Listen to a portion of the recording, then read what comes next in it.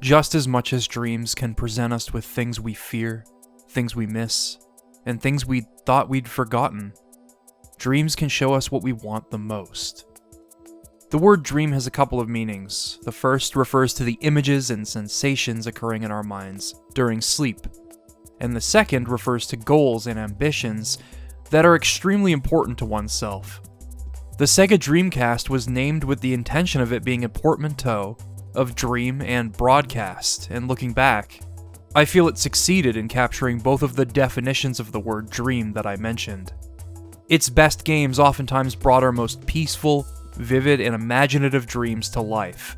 It created worlds and stories beyond even those dreams, and it enabled things that I feel showcased the unique and exciting nature of games as an art form. At the same time, it was Sega's last bastion, and it dreamt of the new millennium with remarkable insight into how games could be experienced, and what kinds of games we would be playing. Its focus on internet connectivity would be ahead of its time, especially thanks to its built-in modem, web browsing capabilities, online multiplayer, downloadable content, and more. Unfortunately, Sega's dream would be quickly cast aside by the ever-changing landscape of the games industry. The Dreamcast died soon after it got off the ground. While Sega of America and Sega of Japan continued their infighting during development of the Dreamcast, the resulting system overcame a lot of the faults of the Saturn, and it resonated far more than the Saturn did with most people. But it just could not compete with the rest of the 6th generation, despite its advantages and features. Author Stephen L. Kent, who wrote The Ultimate History of Video Games, said in an issue of Game Informer something that I couldn't have said better myself. If ever a system deserved to succeed, it was Dreamcast. Though its life was short, it was highly regarded, and remains so even today. Revisiting the Dreamcast today, knowing its story and the context surrounding its untimely demise, captures a moment in time where the world anticipated that games would change forever. It is a farewell to the industry as it was, and a prelude to where it was headed. In this video, I aim to explore all of that. I'm Liam Triforce, and this is a Dreamcast Retrospective.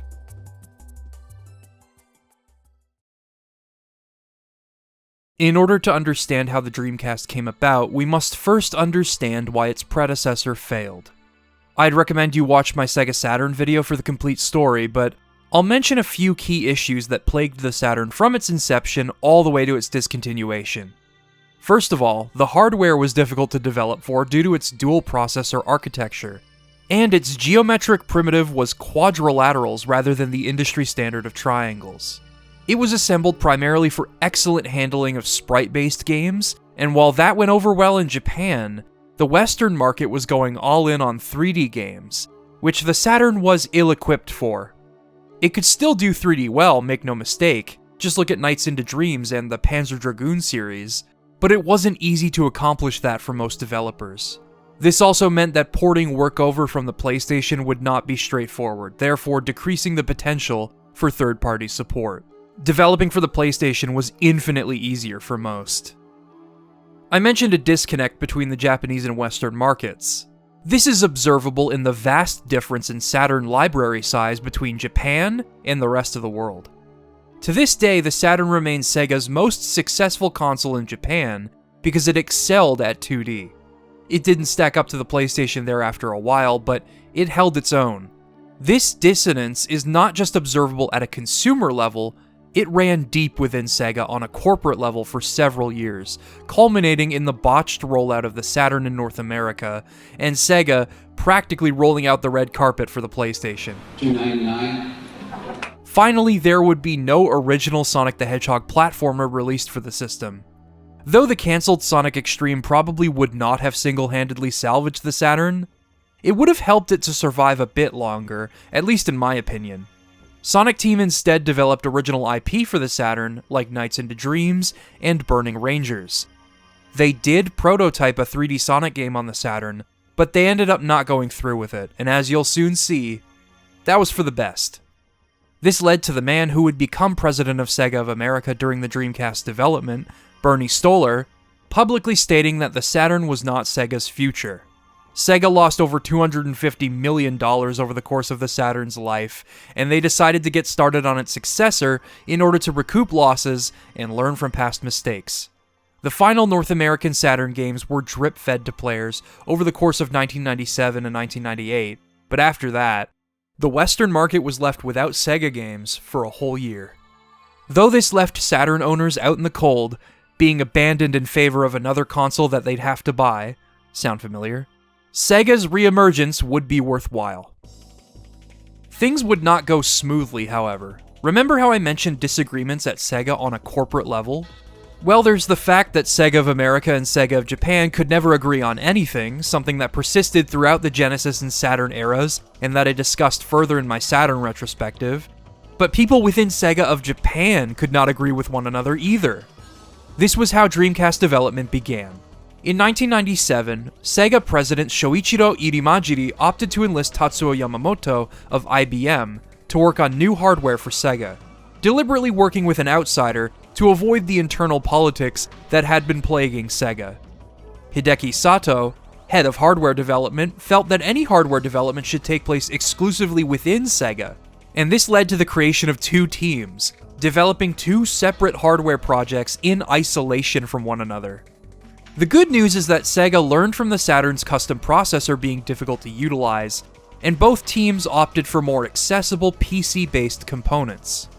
This would be the first pioneering decision Sega made with the Dreamcast, as many more consoles to follow would source components from computer manufacturers.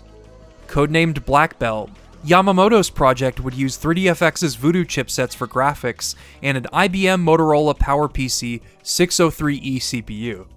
Though these components were largely used in personal computers at the time, this prototype would not win out. Sato's project would initially be codenamed White Belt, followed by the codenames Dural, named after the Metallic Fighter and Virtua Fighter, and Katana. They went with Hitachi once again for the CPU, using the Hitachi SH4, though it would not be nearly as complicated to work with as the SH2 in the Saturn. As for graphics, they went with NEC's PowerVR 2. Ultimately, Sato's team won out, which led to 3DFX suing Sega and NEC for breach of contract. This lawsuit would unceremoniously reveal that Sega was prototyping new hardware as the Saturn was withering away. It would be settled out of court, but needless to say, the infighting at Sega was still very much alive, and other companies would be dragged into their scraps. That being said, both teams had the right idea for the hardware, clearly learning from the Saturn's missteps. Not only was it hard to work with, but it was expensive to manufacture, which is why Sega ended up hemorrhaging money when the Saturn wasn't catching on and they had to make price cuts. The Dreamcast's architecture being close to that of a PC meant that components were cheaper and it was easy to make games for. Despite this, the hardware was still efficiently designed, as its components work in parallel, much like the Saturn, to run its games. Its similarity to PC runs so deep in the Dreamcast veins that Microsoft made the Dreamcast compatible with Windows CE, an operating system typically used in handheld computers. You know, the original kind. Not like smartphones. If you look at the front of your Dreamcast, you'll see that Windows CE logo. And for the longest time, I had no idea why it was there. This would be Microsoft's first foray into the home console market, and the intent behind making the Dreamcast compatible with Windows CE was to make porting games to the console a breeze. Games that utilize Windows CE like Resident Evil 2 or Sega Rally 2 would display text that declared as much on startup.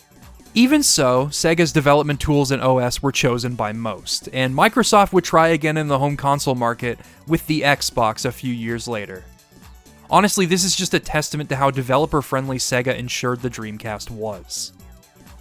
Speaking of which, Sega was still doing well for themselves in the arcades, and they would develop an arcade board, the Sega Naomi, around Dreamcast hardware, meaning that porting arcade games to the system would be seamless for pretty much anyone, and Dreamcast ports would often result in perfect conversions.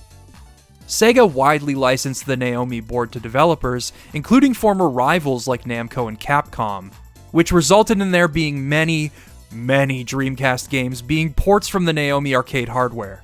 We're going to be talking about a lot of Dreamcast games that are arcade ports today, and I do mean a lot.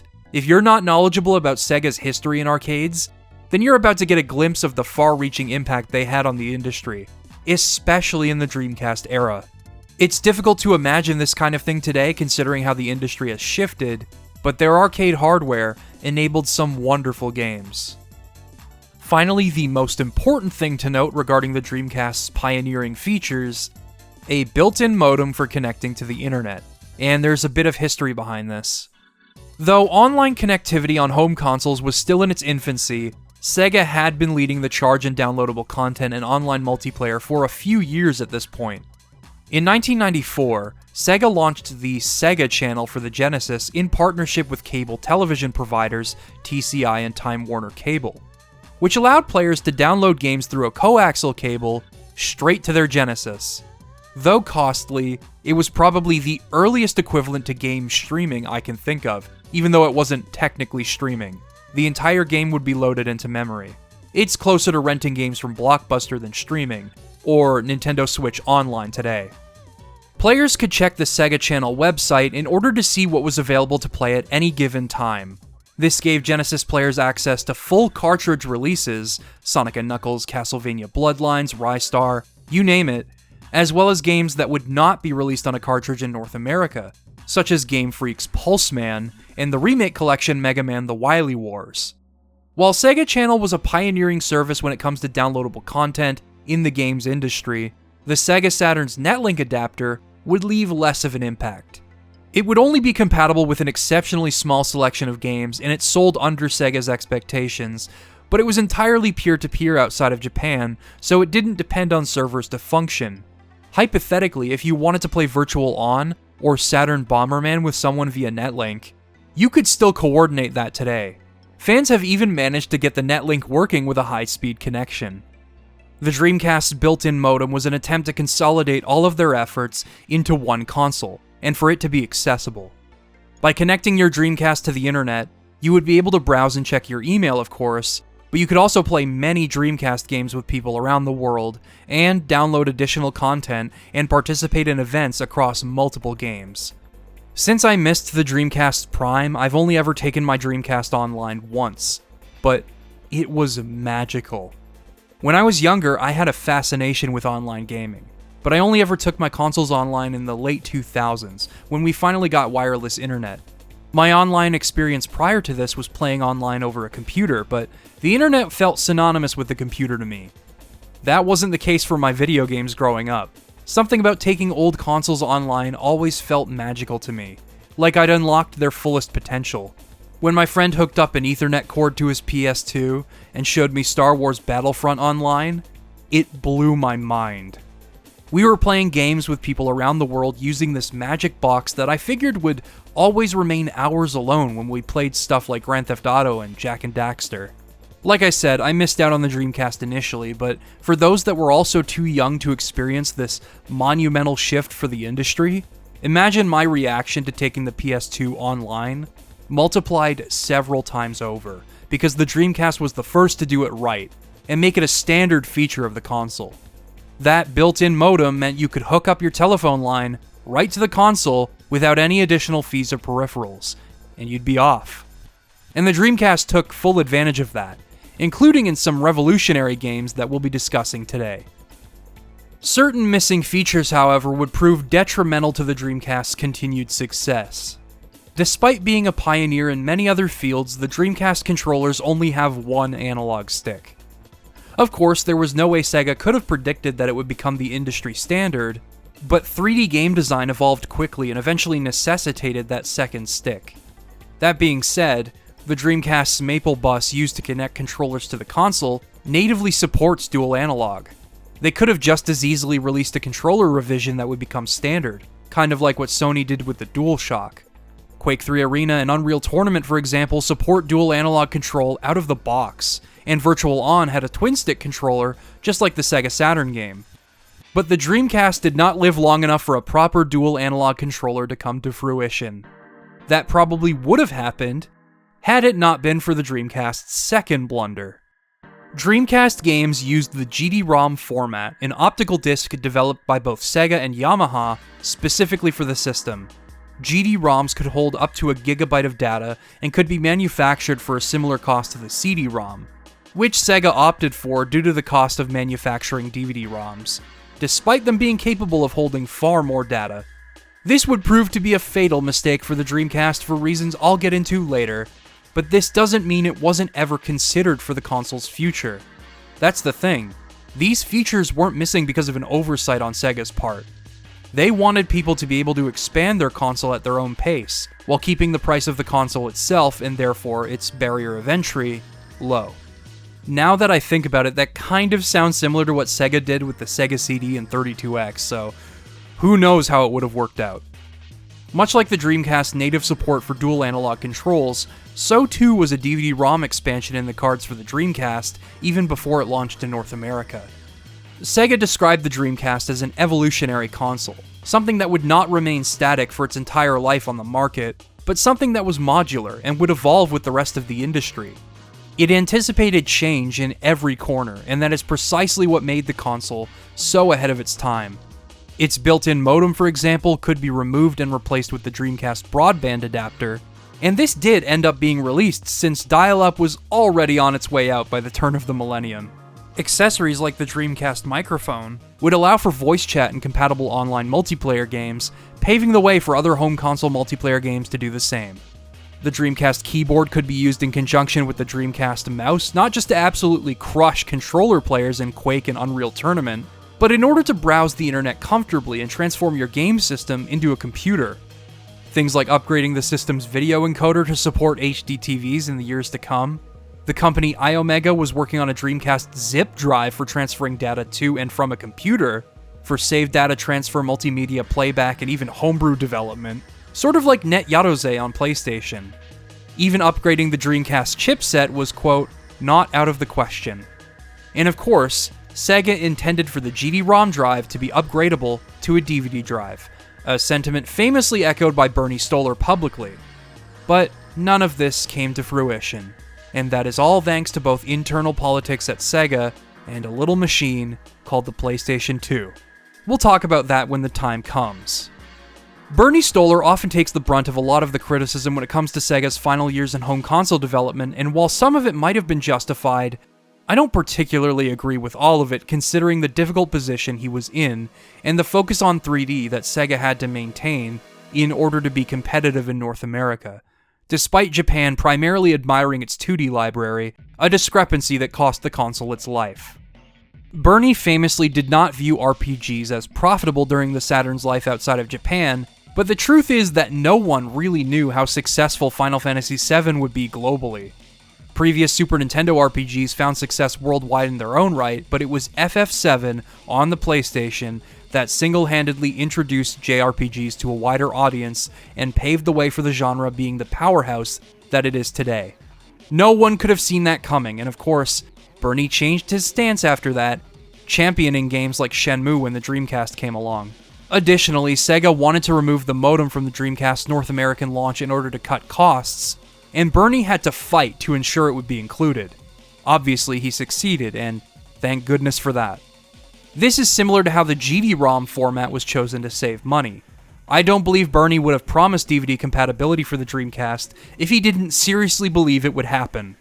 I cannot imagine how the Dreamcast would have performed without that modem, as it cemented the console as being far ahead of its time and something you could get a lot of mileage out of. The more I talk about the dreams Sega had for the console, its modular design and evolutionary nature, the more I pity the fact that it failed to remain viable in the end. But I'm getting ahead of myself. Let's circle back for a moment and talk about the console as it arrived to people on launch day. God, I love the look of this thing. The final design of the Dreamcast shell echoes the shape and off-white coloring of computers from the era. Looking at the Dreamcast, I am hit with flashbacks of me using the family computer in the early to mid-2000s to play games and browse the internet. The design is emblematic of a vision of the future of technology that made Y2K tech so fun to look at and mess around with. Then you have those triangles you can observe across the Dreamcast design, accentuating the futuristic look of the console and being embedded not just in the controller's start button, but also in the console's power light. You hear those infernal noises? Don't worry, it's thinking.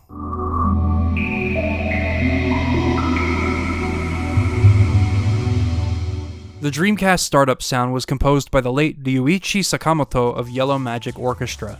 Both in and out of his work with the band, he was influential in creating atmospheric electropop, and pairing him with the Dreamcast proved to be a match made in heaven. Every time you turn this console on, it feels like a blank slate, divorced from the rest of Sega's branding, marketing strategies, and past failings.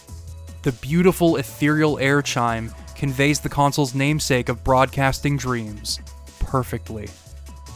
Every time I turn this console on, I am taken back to the dreams many held for Sega and for the interactive medium at large. When I hear this, I feel as though I am dreaming, and as mentioned, dreams can show us what we want most of all. This console, in spite of its brevity on the market, enabled that. It enabled that by laying the groundwork for the rest of the industry to build on, and by creating games that players could have only dreamed of beforehand. Even the Dreamcast menus seem to evoke this feeling. You have this beautiful sky in the background with water ripples that appear to be slowed, and the animated icons that bounce around as you hover over them. I also like that if your Dreamcast's internal battery is dead, it will always forget the current date unless you quickly reset the console while the date is loaded into memory.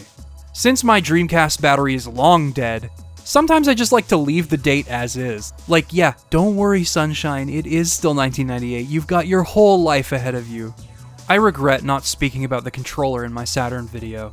The Genesis controller was beautiful for playing side-scrollers thanks to its comfy D-pad and its 3 big buttons all lined up in a row. In Japan, the Saturn came with an iteration on that controller, adding an extra row of buttons and 2 shoulder buttons on the top. It was perfect. The North American Model 1 Saturn controller decided it wanted to be unique. It was fine, the face buttons felt nice and everything, but the shoulder buttons barely had any give to them, and the D-pad just felt strange by comparison.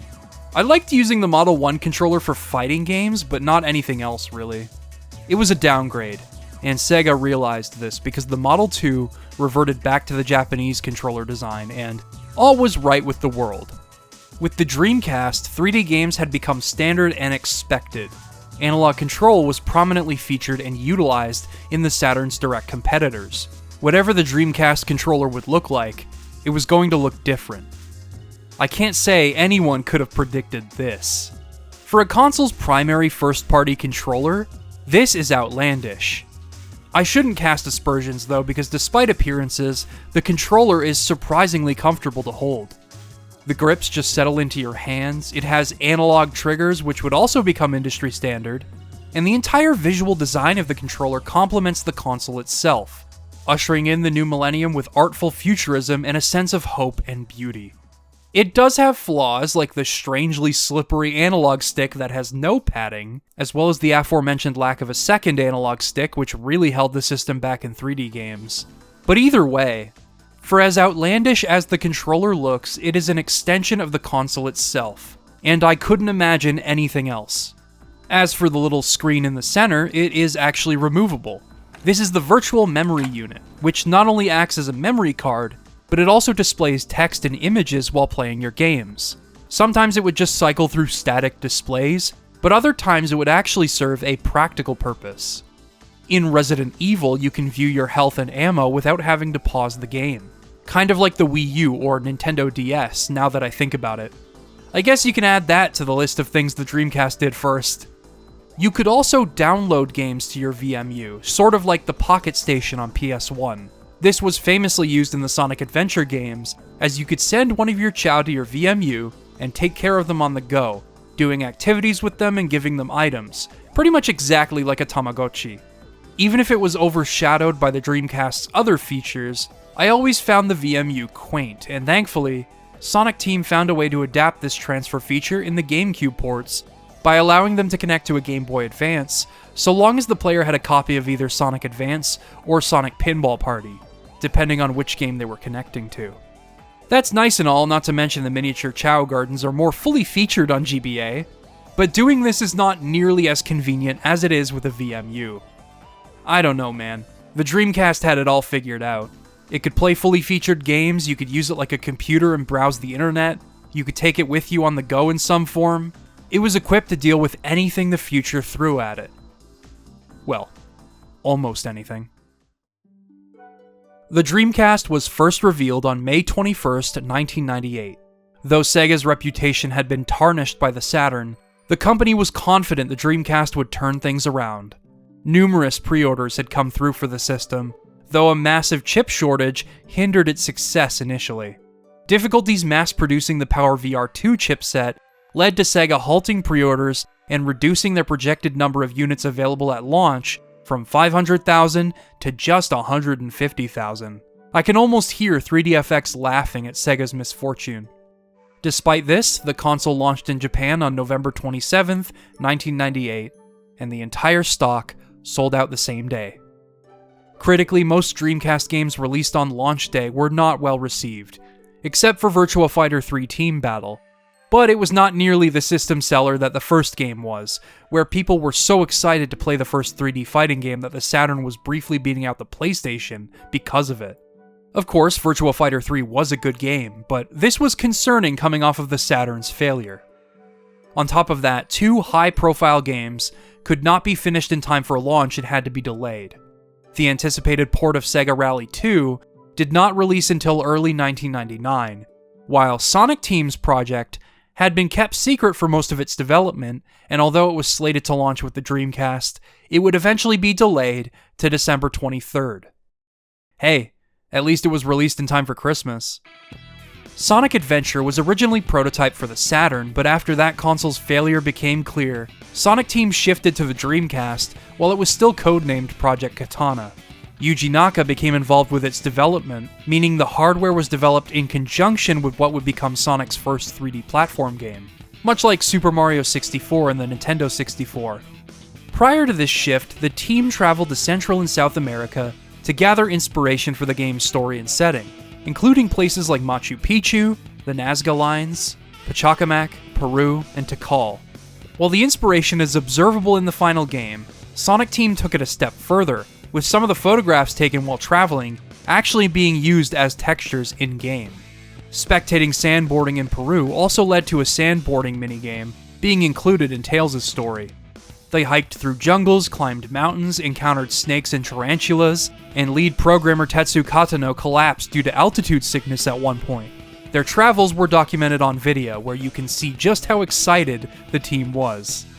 As you probably know and could observe from the dedication that went into creating the game's setting and narrative, Sonic Adventure aimed to fully reinvent Sonic for a new generation, while still staying true to the spirit of the character and his games. This extended to the look of the characters, which came about as a result of Yuji Naka liking a piece of promotional art that Satoshi Okano created for Sonic Jam. Realizing the opportunity to renew Sonic's character visually, Sonic Team held an internal competition to redesign Sonic. Ultimately, Yuji Uekawa's sketches won out. He initially used sharp, defined lines giving Sonic longer quills and a defiant smirk that would soon become iconic, and you can immediately sense an edge to the character that fit right in with street art and culture around the turn of the millennium. With original Sonic designer Naoto Oshima's guidance, Uekawa would redesign Sonic, Tails, Knuckles, Amy, and Eggman, the latter two receiving the most drastic changes. The whole cast appeared more mature without losing touch with what made them memorable in the first place. All of Uekawa's designs, as well as his impossible yet neat and free-flowing poses, were heavily inspired by graffiti art, leaning further into the game's artistic roots in street, and observable in the game's box art, which is still one of the best box arts ever illustrated for a game. Sonic jumps and rolls into a ball all of the time, and it's as though Uekawa captured a moment where Sonic is striking a pose mid-spin. The cover art for Sonic Adventure entirely conveys its sense of direction, including the narrative in its watery background, which is not meant to represent the serene beauty of the ocean and Emerald Coast, but the looming presence of chaos throughout the game's story. It is a testament to just how important box art used to be in this industry when attempting to sell a game. A lost art form. Accompanying Sonic's newfound visual identity were new sounds, and that included voice acting, which I won't go into because I have way too much to say about it in both English and Japanese, as well as the soundtrack, which evolved away from electropop and embraced hard rock. All thanks to Jun Senoe's love of the genre. Pairing his musical stylings with the new vibe for the Sonic series resulted in something truly beyond words.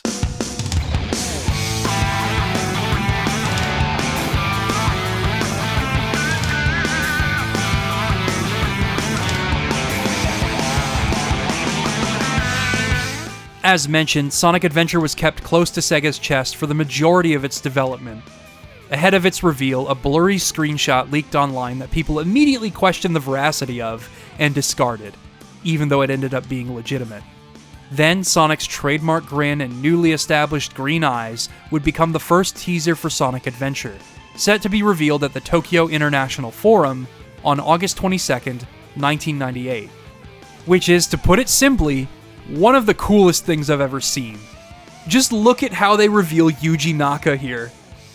You've got the team doing a goofy intro as you are introduced to their thought process behind creating the game, a fully edited video of their misadventures throughout Central and South America, tons of early Sonic Adventure footage that no doubt blew people's minds.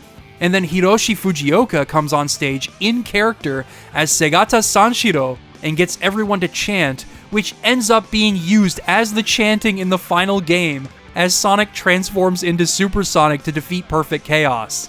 This is followed by the very first live performance of Open Your Heart featuring a young Jun Senoue having the time of his life. God, what an incredible way to reveal a game. Of course, I don't really need to say much about the game as I've already talked about it at length in the past, twice in fact, but I will anyway. Sonic's story is an incredible stretch of diverse levels and adventure field exploration, driven by just how effortless it is to control Sonic in this game. For his first 3D outing, it's impressive just how responsive he is at high speeds, and how much control you are afforded with the spin dash and spin dash jump, just like in the Genesis games. And to complement this paradigm shift, you were also given a homing attack in midair to assist with platforming and attacking enemies, a stroke of brilliance on Sonic Team's part. The levels are positively stuffed with memorable set pieces, making it feel as though the game is constantly evolving with a beautiful sense of pacing. And although there are scripted sequences, they read more like transitional spectacles than they do painfully obvious over-reliance like future Sonic games. I'm showing you examples of some of this game's best moments, but I honestly feel like the whole game constantly moves between ideas this great. Even in its quieter and more experimental moments, you are given a chance to enjoy yourself, and these moments still very much demonstrate Sonic Team's remarkable sense of imagination. Whether you're racking up rings in Casinopolis, solving puzzles in Lost World, or just experimenting with your moveset in the adventure fields a la Mario 64, there's still a lot to enjoy. I want to highlight the adventure fields in particular for creating some of my fondest memories with this game. I spent hours just seeing what I could pull off with my moveset, and checking every nook and cranny for emblems. For the sake of the sequel's plot progression and the wider variety of locales, I understand why adventure fields didn't come back, but these were the perfect sandboxes for each character's moves. That's the other thing. Like any good Sonic game, these levels have many routes and many ways for you to shave off seconds from your runs and get your ring counter up, both of which you are rewarded for with emblems. Building on the Genesis games' replayability, other characters' stories run in parallel with Sonic's, and their playstyles all offer something completely different, but true to their nature. Tails spends the first chunk of his playthrough in an effort to catch up to and surpass Sonic in friendly races, but he eventually gains independence and confidence in himself as he defeats Eggman all by himself. Naturally, his ability to fly plays a huge part in his stages, and his upgrades make him incredibly overpowered, but still a ton of fun to use. Knuckles got me to appreciate how cool it was to go through these same stages from a completely different perspective, and his solitary nature and dedication to the Master Emerald is adapted through you exploring these stages for 3 pieces of the Master Emerald, climbing and gliding just as Knuckles did on Genesis. I don't love all of Sonic Adventure. Amy's gameplay was slower paced, focusing on core platforming and rudimentary puzzle solving, while she swings her hammer around and runs from a robot, while Big the Cat probably shouldn't have been in the game at all. Thankfully, neither of their campaigns are very long, and they serve as forgivable mistakes in an otherwise well-executed game, one that I have replayed countless times over the course of my life.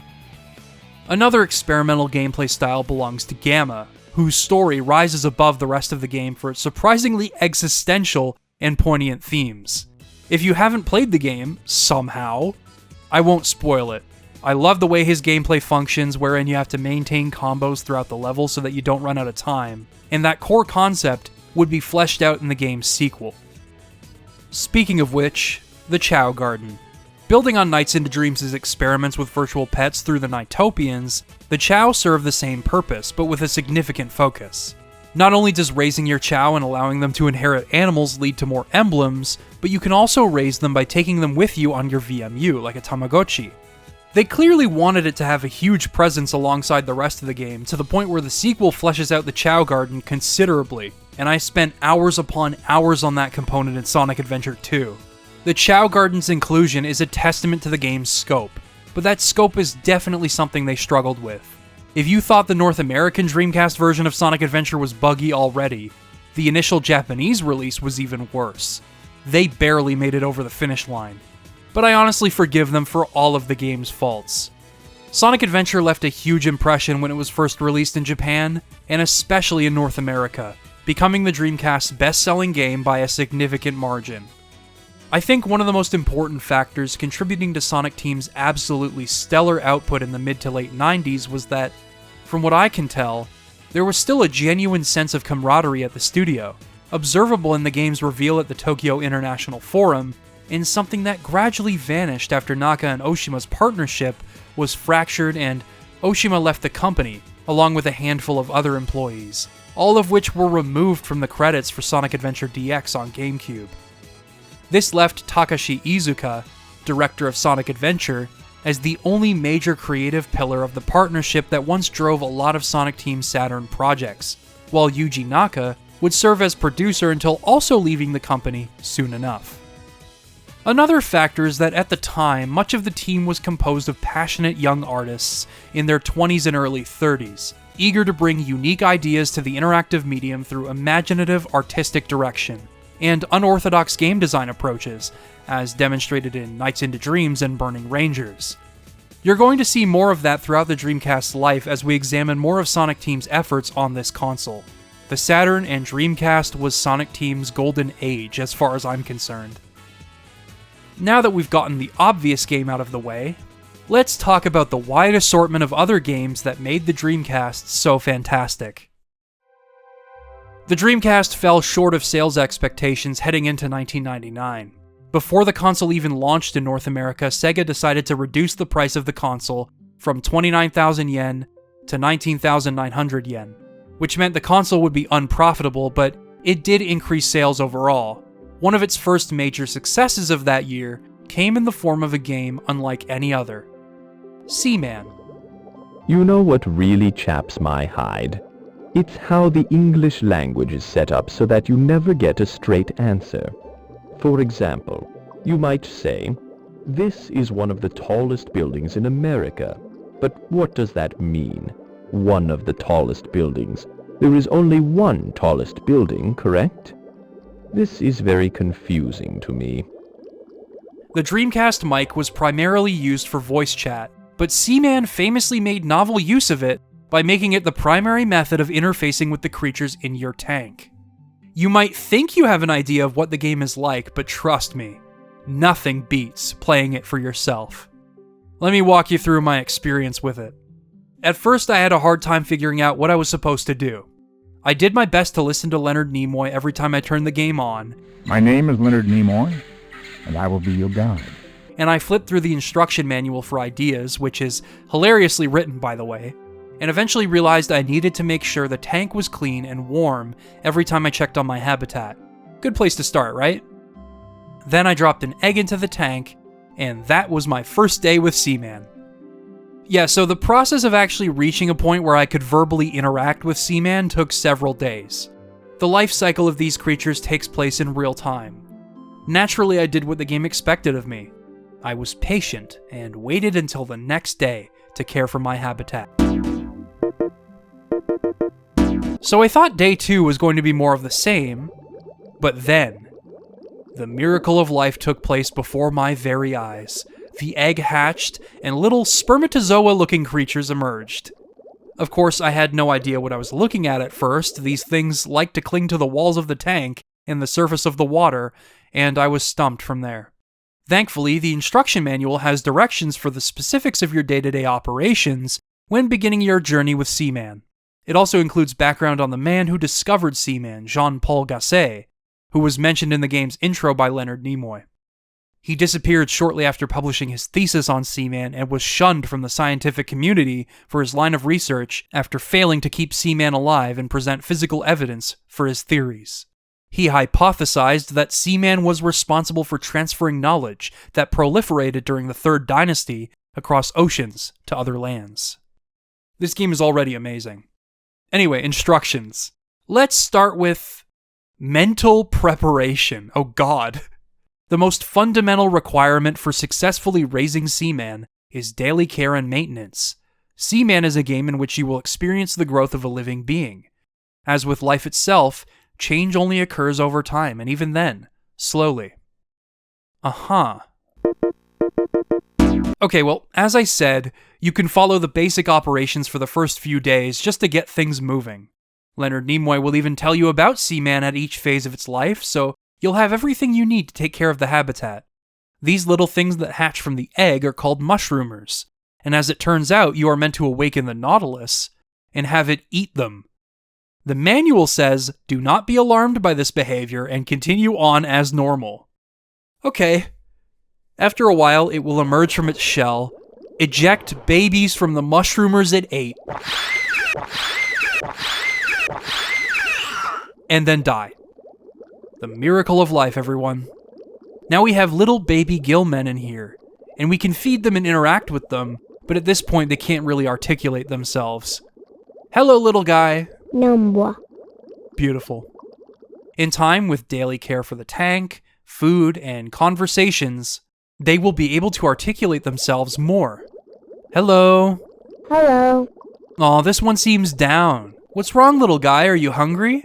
No, too mad to eat. You make me mad. Blah, blah, blah. Great, the gill man is going through its teenage angst phase. Eventually, the gill man will mature further and turn into a stingy little prick that will only talk to you when he feels like it. Yeah, hello. Whatever. I have to tell you, your caregiving has left something to be desired. Please try to pay closer attention.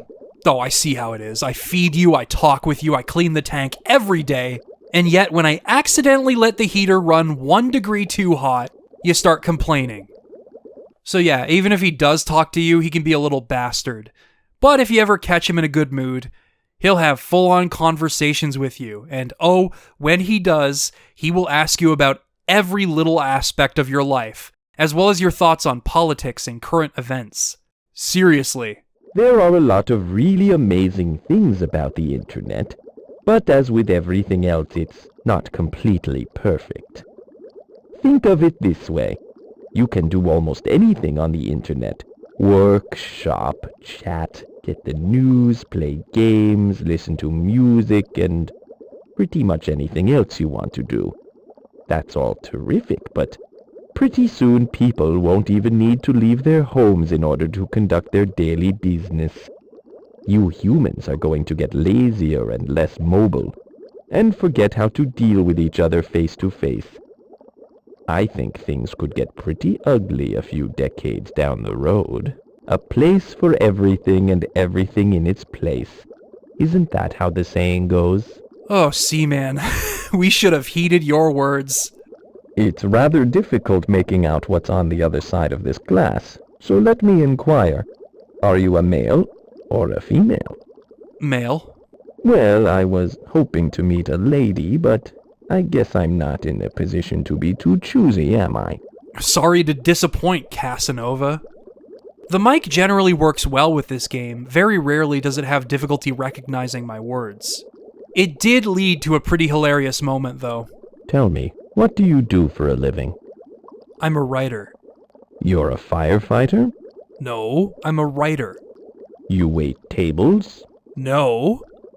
You're a criminal? No. No. You're a nurse? You're a manager? You're a musician? You're a writer? Yes! Yes!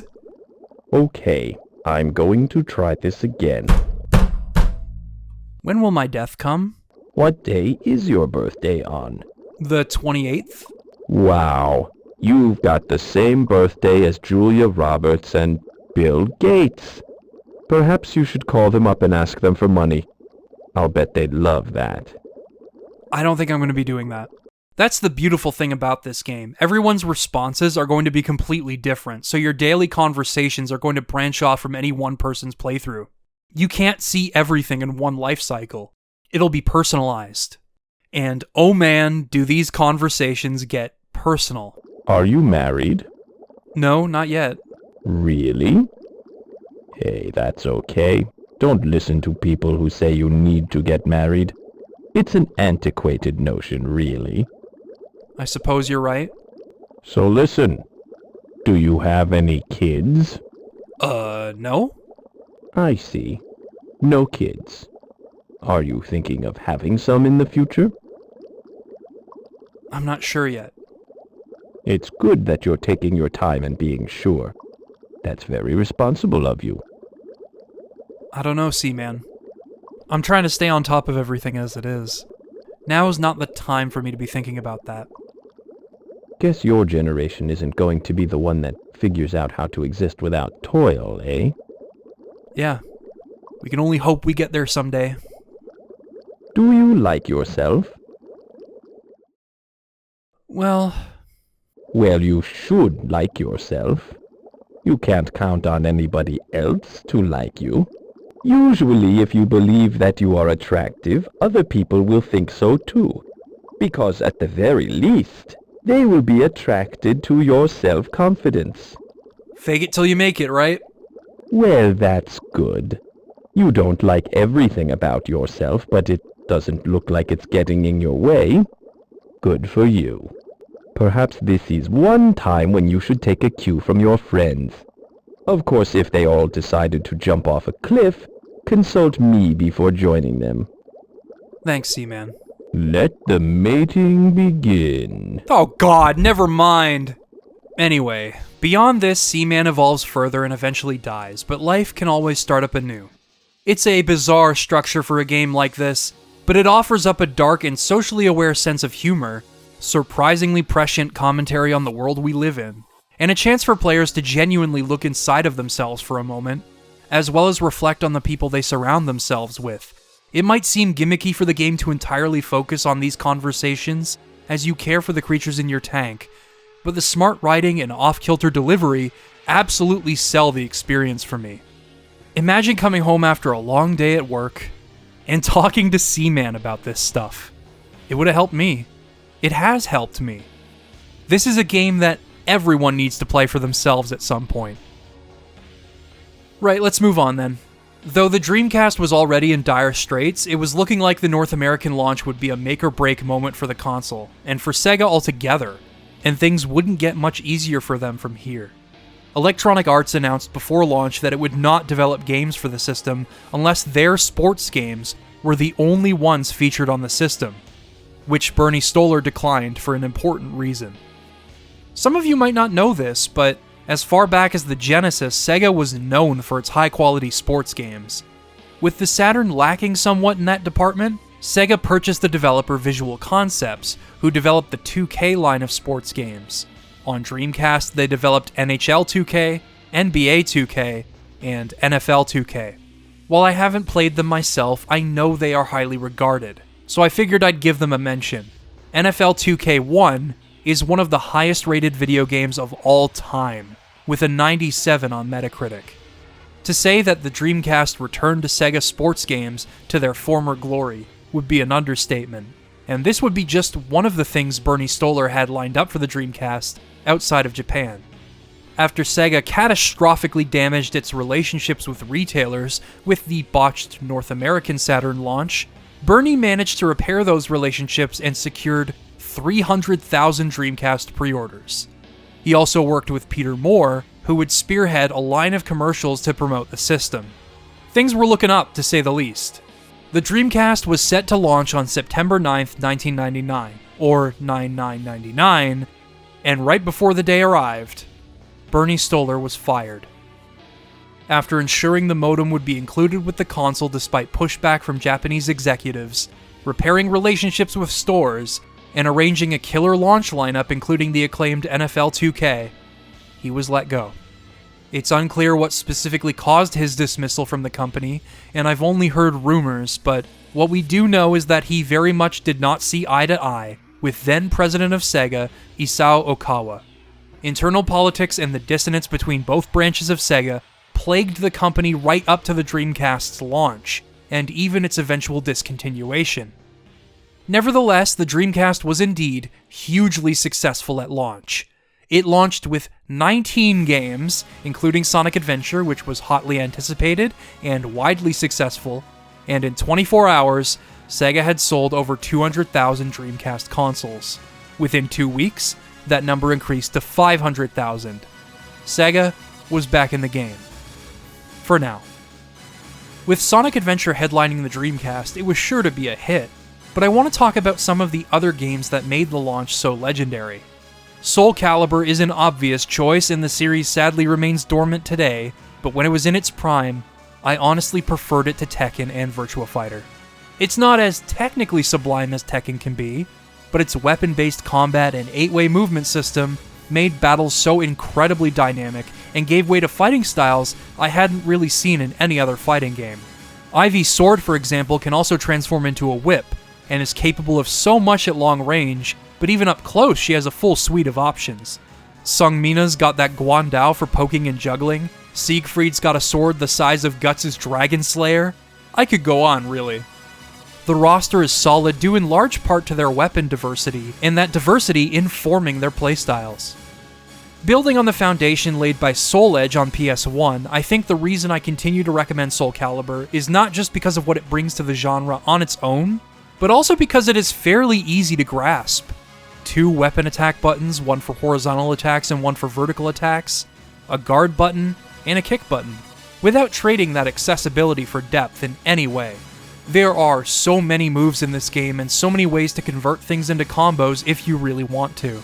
This is a huge part of why Soul Calibur clicked with me all those years ago, but it's not the only reason. Soul Calibur also historically features robust single-player offerings, and that is true even for this first game. I didn't spend as much time on this game as I did the Weapon Master mode in Soul Calibur 2, but Mission mode here is still a ton of fun, and I believe Soul Calibur should have set the blueprint for all single-player modes in fighting games moving forward. You go through a series of battles with each character to unlock costumes and artwork, and meeting the criteria in each battle proved to be a surprisingly addictive means of challenging myself.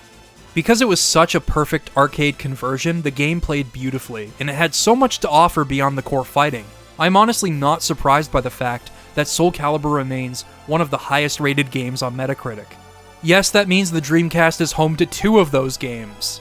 3 if you count the Dreamcast port of Tony Hawk's Pro Skater 2, which is still probably my favorite version of that game. This might seem baffling to those of you that weren't around for Soul Calibur, but it was such a refreshing and well-designed game, and it genuinely felt like it had something to offer for everyone. The series had a hard time finding meaningful ways to evolve as it continued on, but I maintain hope that someday we will be welcomed back to the stage of history. While we're at it, the Dreamcast was home to a host of excellent fighting games and fighting game ports, and one of those games was made available at the Dreamcast North American launch, Power Stone. Though these games are somewhat obscure today, you will have definitely seen its influence on other party fighting games throughout the 2000s. Do you remember Shrek Super Slam? How about The Grim Adventures of Billy and Mandy, the game? Or perhaps the One Piece Grand Battle series? I played all of these games growing up, and I was somewhat confused by the fact that they all seemed to share DNA. As it turns out, they were all cut from the same cloth.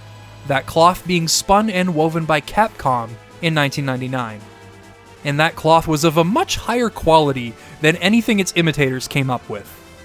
Power Stone is an arena fighter with basic movesets, tons of items, a difficult but rewarding dodge mechanic to master, and a mad dash between up to 4 players to hoard 3 Power Stones and pull off special moves. The games are easy to pick up and play, and they are an absolute blast with friends. One of its standout features, at least for me, is its instantly memorable character designs courtesy of Akira Yasuda, which weave cute with cool thanks to features I find reminiscent of Osamu Tezuka's work, notably the roundness of the eyes and faces. As much fun as the first game still is, I feel Power Stone 2 is superior in pretty much every way. The stages dynamically shift and evolve as the matches go on, forcing players to constantly stay on the move as they hop between boats, climb scaffolding to reach the top of a castle, fall into the traps of an ancient temple. It's all really cool. A lot of other multiplayer party games use luck in their design in order to somewhat level the playing field, but I believe Power Stone achieves the same effect through chaos, which I find largely preferable. Of course, Power Stone 2 also features more characters and an adventure mode, taking a cue from Soul Calibur and its reinvention of how a fighting game can function when playing alone. A lot of the game's best items are locked behind adventure mode, so if you want to spice things up for your next game night, it's a good idea to pour some time into the game, improve at it, and unlock everything. I really miss doing this, by the way. The industry has shifted away from this for the sake of monetizing a game's longevity through battle passes, DLC, seasons passes, sponsorships, and whatnot, and I understand why this is happening for sure, but if I want to unlock a swimsuit for Tina in Dead or Alive 5, then I should be able to challenge myself and work for it like I could in the previous games. Dangle that carrot on a stick in front of me, man. Don't make me pay more for content that could have been unlockable. I'd respect the game a lot more. Anyway, if you want to play Power Stone today, Capcom Fighting Collection 2 contains ports of the original Naomi arcade games, with rollback netcode and everything available to you from the start. And yes, these are the first of many Naomi games we'll be talking about today. Since we're talking about fighting games, I need to run through some of the Dreamcast's best. This was the place to be for great fighting game ports back in the day. It was an absolute beast in this genre. From Capcom alone, we had Power Stone 1 and 2, but then there was Street Fighter 3 Third Strike, Marvel vs. Capcom 1 and 2, Capcom vs. SNK 1 and 2, Project Justice or Rival Schools 2, Techromancer, and JoJo's Bizarre Adventure. I mean, damn! That's kind of a stacked lineup, isn't it? I'm probably missing some too. As for the games I have experience with, let's start with Street Fighter 3 Third Strike. The game was largely passed up when it was making rounds in arcades, probably due to its focus on its new characters, including Alex, who was intended as the primary protagonist of Street Fighter 3, and its absence of familiar favorites from the previous games. Chun-Li wasn't even playable until Third Strike came out, skipping the original and Second Impact. Then EVO 2004 happened. Everything that makes Third Strike such an amazing game can be observed in this clip alone. From its gorgeous sprite work and sprite-based animation, which was an art form that would be on its way out as the 2000s progressed, to its aesthetic as a street fighting spectacle, to its sharp gameplay, complemented beautifully by its central mechanic of parrying. If I were to summarize this game with a mantra, it would be, just go for it. Go for it. And the parry mechanic is the perfect embodiment of that. The parry, used by Daigo Umehara to great effect in that famous clip, is Third Strike's defining feature, the result of further refinement over previous versions of 3.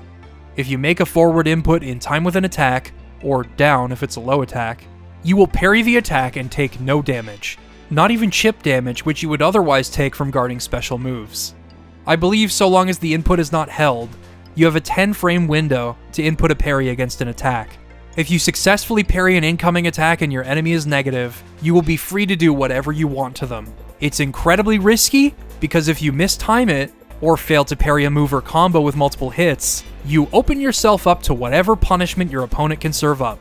But the reward is oh so tantalizing if you can spare the health, and you know your character well enough to punish your opponent instead. You can probably understand now when Daigo had only one little sliver of health remaining in that match, why parrying each hit of Justin Wong's super perfectly, and then following up with a combo to win the round, was such a powerful moment. Couple this with the already crisp and finely tuned core gameplay of Street Fighter as it is, and you just have an absolutely stellar game on your hands. But that's not the only thing that makes this game so good. It dares to be different not only in its core gameplay, but in its roster and its aesthetic, all embodying the rugged artistry of street culture. Few characters in Third Strike's roster returned as series regulars, but damn, do they ever make an impression. Dudley, Hugo, Elena, Makoto, Ibuki, Q, the list goes on. The aforementioned Akira Yasuda worked on this game, designing Elena and Ibuki, among others. So many memorable designs and personalities, and so many individualistic fighting styles, all elegantly realized through solid game design, gorgeous animation, and detailed sprite work, and some killer music backing them all up.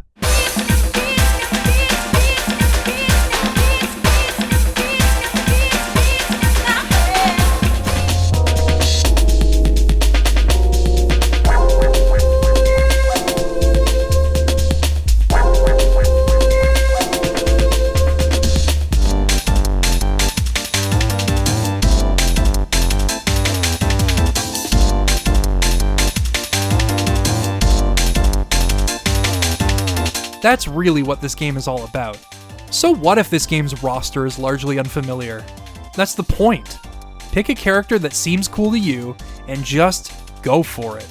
I can't help but respect how this game takes risks, and dares the player to do the same. Not just in the roster, but its central mechanic too. And to sum up that notion, let me tell you about a character that I have been desperately trying to make viable for myself, despite my intermediate proficiency at Street Fighter. All thanks to his theme music.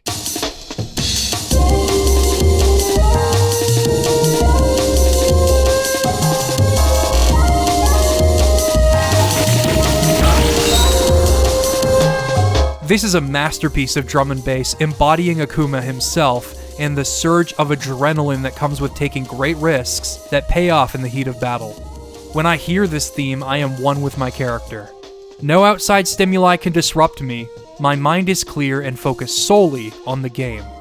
The thing is, while playing Akuma should be easy for me as I started playing Street Fighter as Ryu and Ken, Akuma's defense is pitiful compared to the rest of the cast, meaning he takes a lot of damage.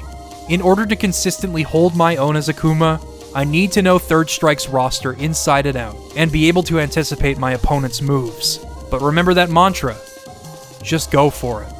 Imagine being able to parry into Raging Demon to win a match while that theme is playing. I am currently chasing that feeling. You might be able to tell from these musical stylings, but a lot of Street Fighter 3 is dripping with the sensibilities of the turn of the millennium. And while that gave it a sense of identity that it absolutely deserved to have, I think that contributed to it not resonating as much with general audiences at launch. Ironically, I feel like it would be the last Street Fighter game to have such a strong sense of direction until Street Fighter 6, 2 decades later.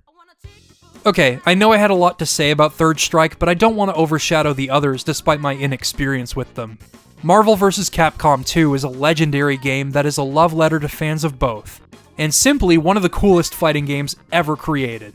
3v3 team battles in which you can tag in and tag out characters strategically in order to create combo opportunities, cancel moves, and maintain a pool of health with backup characters. MVC2 executed this so well that it would serve to inspire other fighting games moving forward, like Dragon Ball FighterZ and Skullgirls. This also just served to fuel ridiculous team-ups like Cammy, Magneto, and Roll from Mega Man.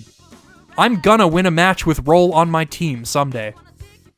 Capcom vs. SNK is also technically a 3v3 fighting game, but you can't tag characters in or out mid-match. They each act as an extra life, so to speak, which itself invites a different kind of strategy to battles. And yes, all of these games I've mentioned were ported to Dreamcast. With Third Strike and MVC2, you already have 2 heavy hitters, but the list just keeps growing. If you're not great at traditional fighters but want something else, Techromancer is a mech fighter with a great sense of style, just like Power Stone, right down to the energetic, colorful, and distinct character designs, the interstitials between battles like a children's anime, and the logos for each fighter even making them feel like they each hail from their own series. The combat, while simple, is super effective, and for a game like this, that's all you really need. It's a lot of fun. Beyond Capcom, there was Virtua Fighter 3, Team Battle, and Fighting Vipers 2 from Sega. But speaking of Dreamcast 3D fighting games, I do feel that Soul Calibur holds the crown for best 3D fighter on the Dreamcast, but second, and only by a small margin, is Tecmo's Dead or Alive 2. God, I love these games, and not just for the reason you think. It's only like 60% of the reason why. 65%. Okay, I could make jokes about how difficult it is to play this game one-handed, but like, Dead or Alive is surprisingly high execution. Some of you might know this, but Dead or Alive was built on the Virtua Fighter engine, which leads to its basic inputs being the same. Punch, kick, and guard are all there, and combo building functions similarly between both games, but then there's the hold input, and this is where Dead or Alive's skill ceiling skyrockets. Hell, even its barrier of entry is higher thanks to this. Depending on whether your opponent is attacking high, mid, or low, you can perform the correct hold in accordance with that attack to counter them and lock them into a grab. It takes a lot of long hours to get proficient at this system, but when you land a hold, it always feels gratifying, like you've completely outsmarted your opponent. Funny enough, Dead or Alive 2 is still a strong contender for the best game in its own series, and I agree with that in terms of content, though I'd say my personal favorite is Dead or Alive 5 Last Round mechanically. With DOA 7 on the horizon, by some miracle, there's never been a better time to give the games a shot. There's also Guilty Gear X, Fatal Fury Mark of the Wolves, and King of Fighters Dream Match 99. I've only played Guilty Gear out of these 3 games, but man, what a roster. I mean, of course there's no Tekken, but you honestly don't need it with a lineup like this. Just as Sega's focus was with ports during the Saturn era, the Dreamcast was like having an arcade in your home. If you and your friends owned Dreamcast arcade sticks, you could play whatever fighting games you wanted in the best way imaginable. This is an open invitation to my friends watching this video. If you all want to play Third Strike again sometime, my door is open, and my Dreamcast is plugged in. Or, you know, we could use Fightcade and play online with rollback without having to leave our homes.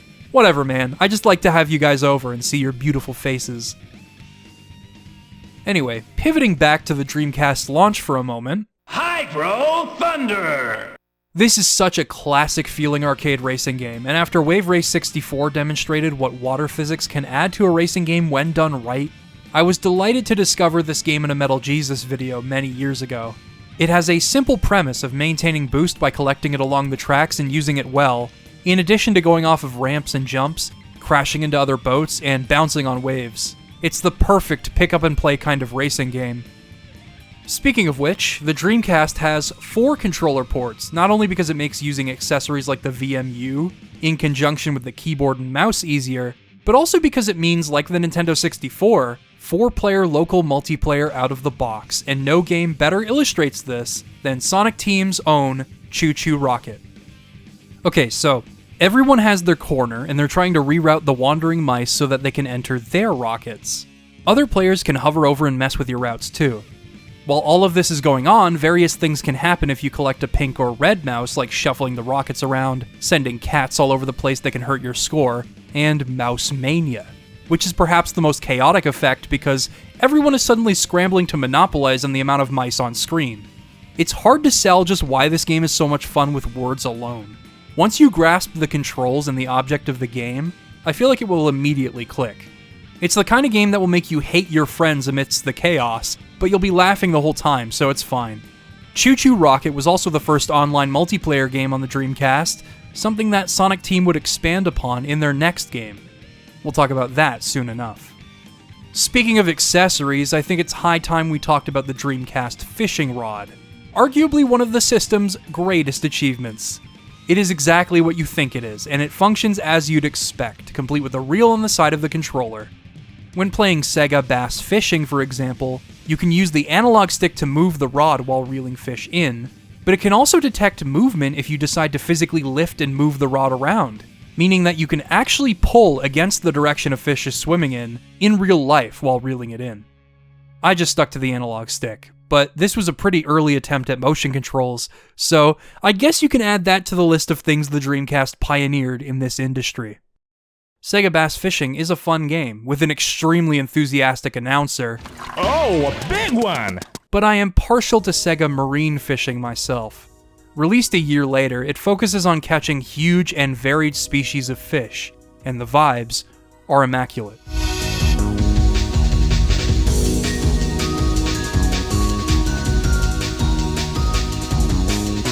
Ambient drum and bass is my lifeblood, man. The fishing controller would only be compatible with the few fishing games released on Dreamcast, excluding Big the Cat's Campaign and Sonic Adventure, ironically, as well as 2 other games you would never expect. Remember how I said the fishing controller was perhaps a pioneer in motion controller peripherals? Well, I wasn't joking when I said that. This is Virtua Tennis. It's a great game on its own, delivering on sharp controls and gameplay, and an addictive world circuit mode. What does this have to do with the fishing controller? Well, it's because you can swing the fishing rod like a tennis racket to play the game. Yeah, just like Wii Sports. This game beat Nintendo to the punch by several years. You can also play Soul Calibur by swinging the rod. You swing it horizontally for horizontal slashes and vertically for vertical slashes. Why not? Still a better experience than Soul Calibur Legends on Wii, by the way. Speaking of swinging a sword around, yeah, you like that eloquent transition? Let's talk about a lesser-known Dreamcast game called Maken X. Believe it or not, this is actually something of a spin-off of the Shin Megami Tensei franchise. I mean, it's obvious when looking at the game's box art, thanks to Kazuma Kaneko's style being front and center, and the game's visuals translate that style quite well, but the gameplay is completely unrecognizable as SMT. At the time, SMT was only just getting its feet wet in North America. Jack Brothers would be the first game to be released here in 1995, and it was a Virtual Boy spin-off. Don't know why Atlus thought that was a good idea. Persona 1's abhorrent localization was released here in 1996, while only Persona 2's second half was released here in 2000, despite that localization being far more faithful. Finally, the first main series SMT game to be released here was Nocturne in 2004, after a ton of games in the greater franchise got a chance first.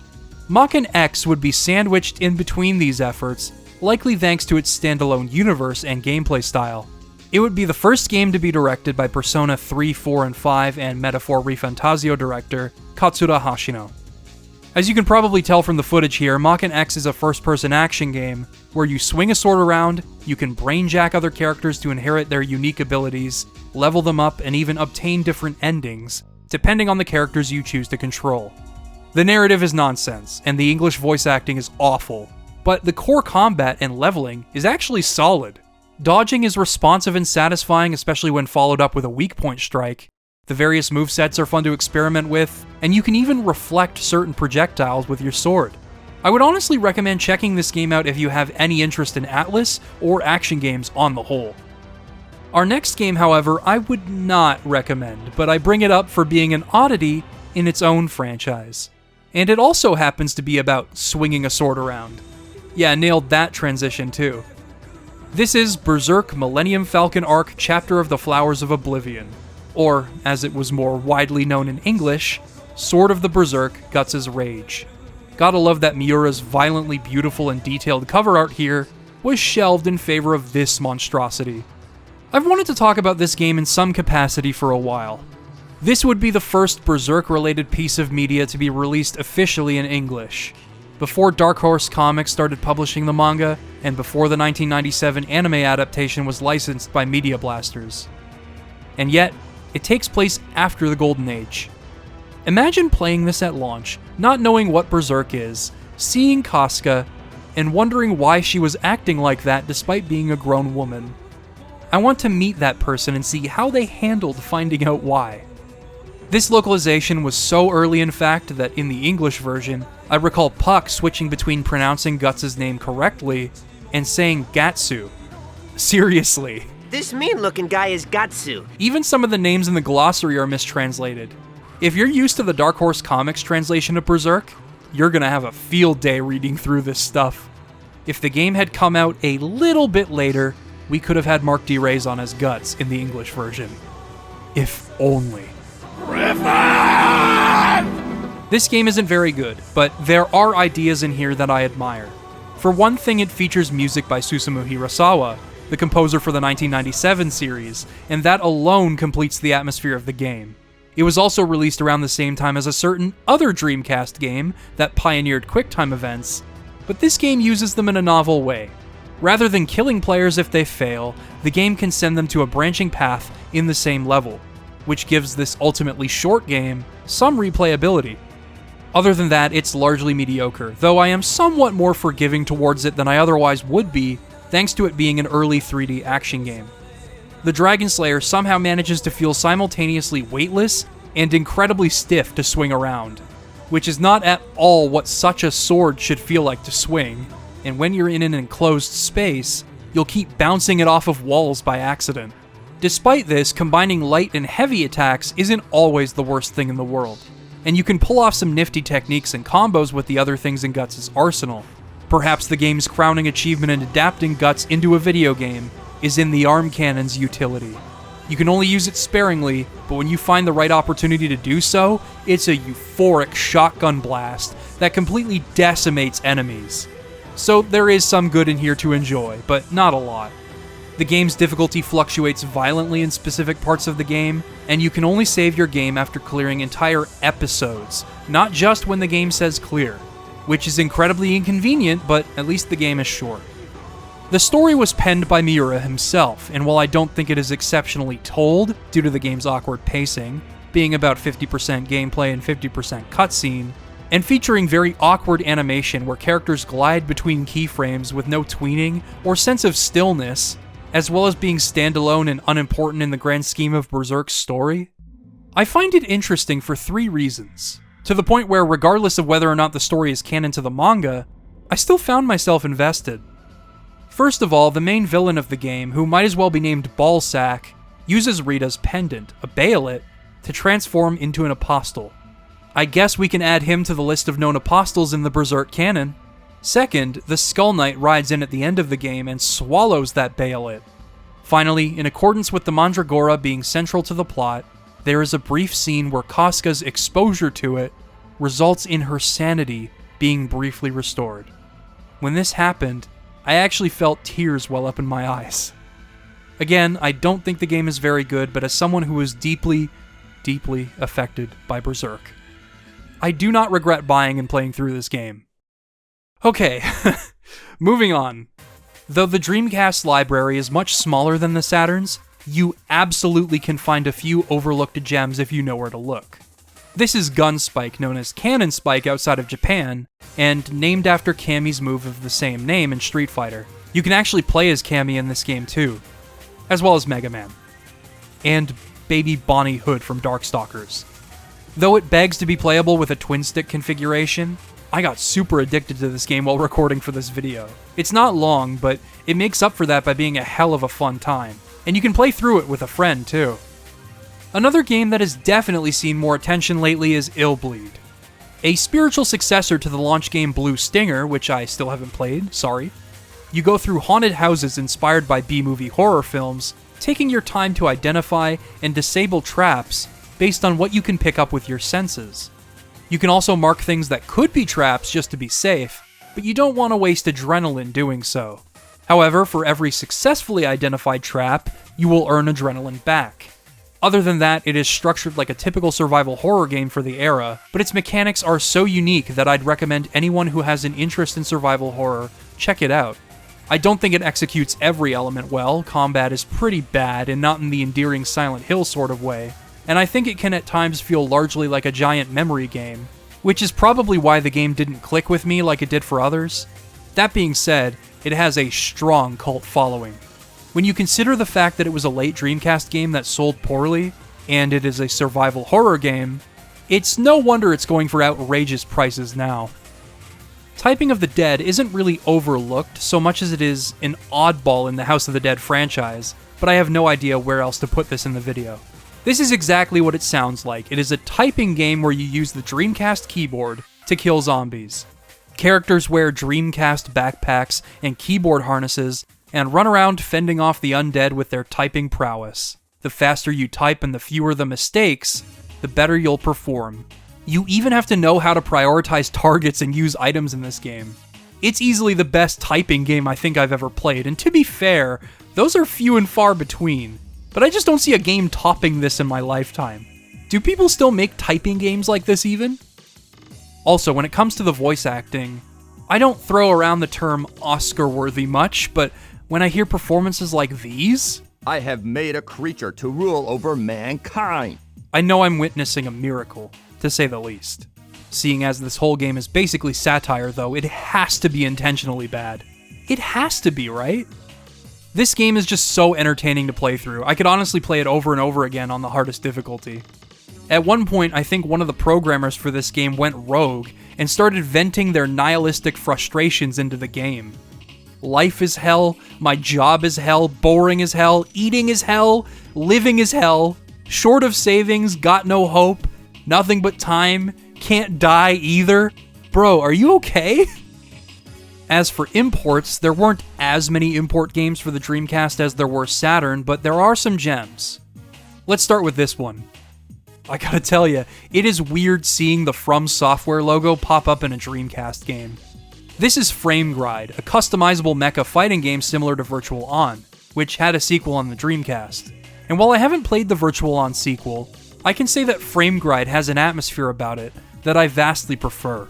Something about the mecha being medieval adjacent and having them fight in the open expanses of nature. It's like if they shot Pacific Rim in New Zealand. You're kitted out with all kinds of weapons, and you can even send out a squire to fight for you, but for the most part it's a one-on-one deathmatch between you and another mech. And it's a visceral kind of fighting game that evokes such a childlike sense of excitement every time I land a full sword combo, or a cannon blast on my opponent. It doesn't just have a story mode though. You can play against someone in either local or online multiplayer as well.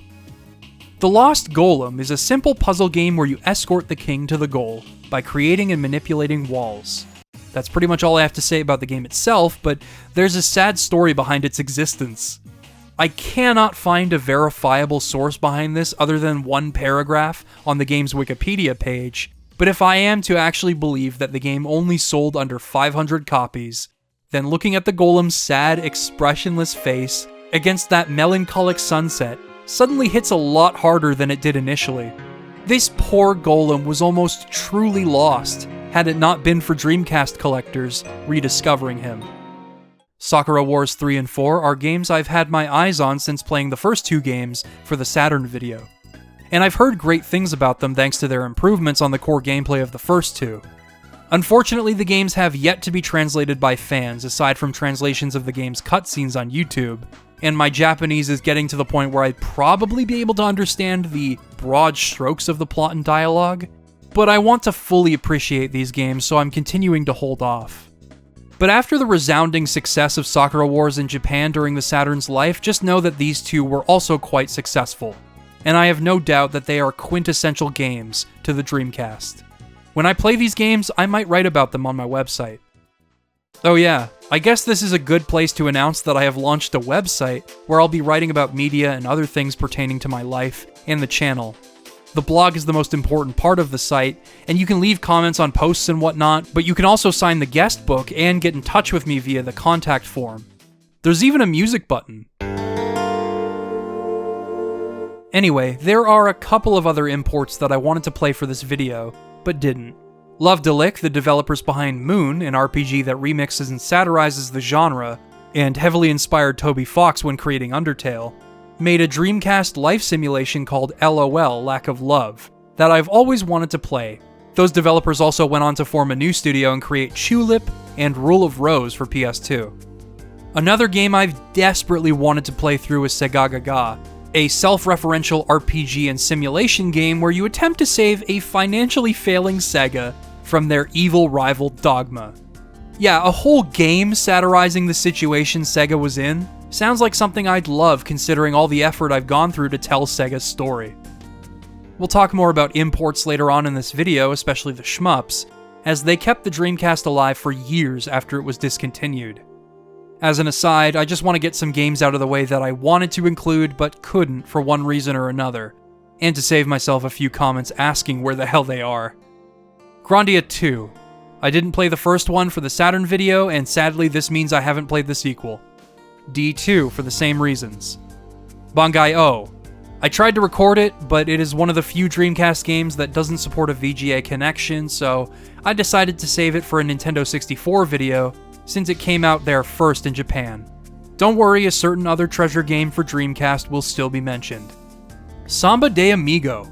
This is perhaps one of my most egregious exclusions from the video, but I tried my damnedest to get a hold of the controllers at every game store near me, and it just didn't happen. Yet another game demonstrating Sonic Team at their most creative and talented, something we've seen throughout this video. Spawn in the Demon's Hand. 3D fighting game based on the comic book character developed for the Sega Naomi board.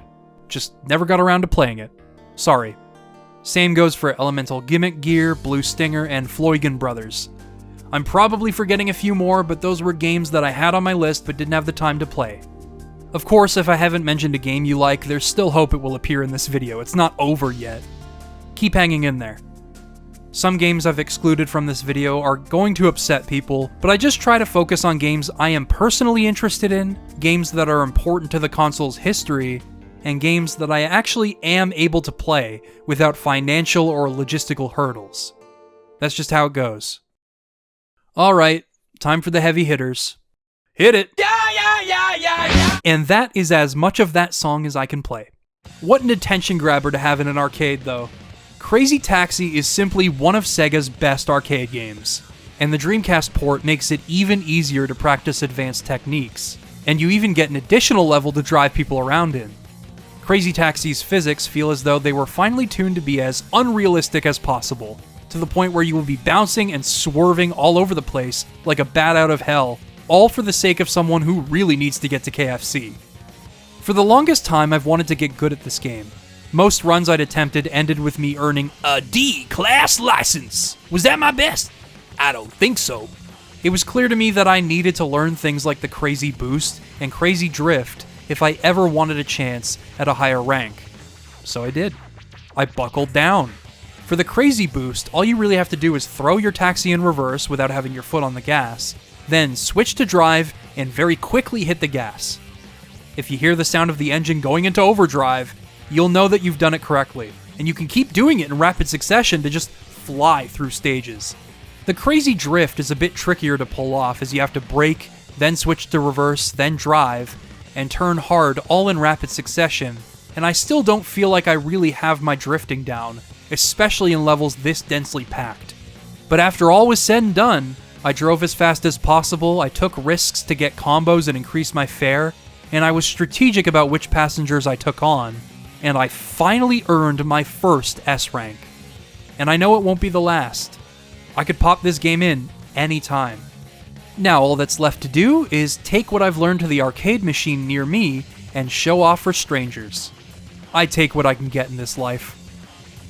Speaking of driving games, the Dreamcast had quite a few, and I could mention several of them like Tokyo Extreme Racer or San Francisco Rush 2049, but I think the Dreamcast game in this genre that compelled me most of all, aside from Crazy Taxi of course, was Metropolis Street Racer.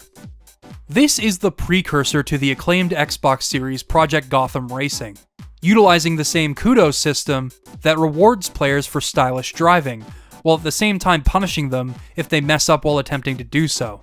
I suck at both this and Project Gotham. I'm much better at arcade racers with more exaggerated physics like Burnout. Despite this, I kept playing because, in keeping with that Sega arcade philosophy of improvement resulting in a more enjoyable game, I wanted to push myself to make the most of the kudos mechanic. Also, much like Sega Marine Fishing, the vibes in this game are exquisite. The game will take the time set on your Dreamcast internal clock and automatically set the time zones for all of the cities featured in the game. So if it's morning in San Francisco, it'll be nighttime in Tokyo, and all of the racing you'll be doing is complemented by a romantic Eurobeat soundtrack that serves as a spiritual successor to the soundtracks featured in Sonic 3D Blast on Saturn and Sonic R, complete with the same composer and TJ Davis on vocals. You can't go wrong. I thought my life had just begun, and now that you have gone, how could I be so wrong? When I'm dreaming of you, is there nothing I can do, baby, to make you love me? Speaking of great soundtracks,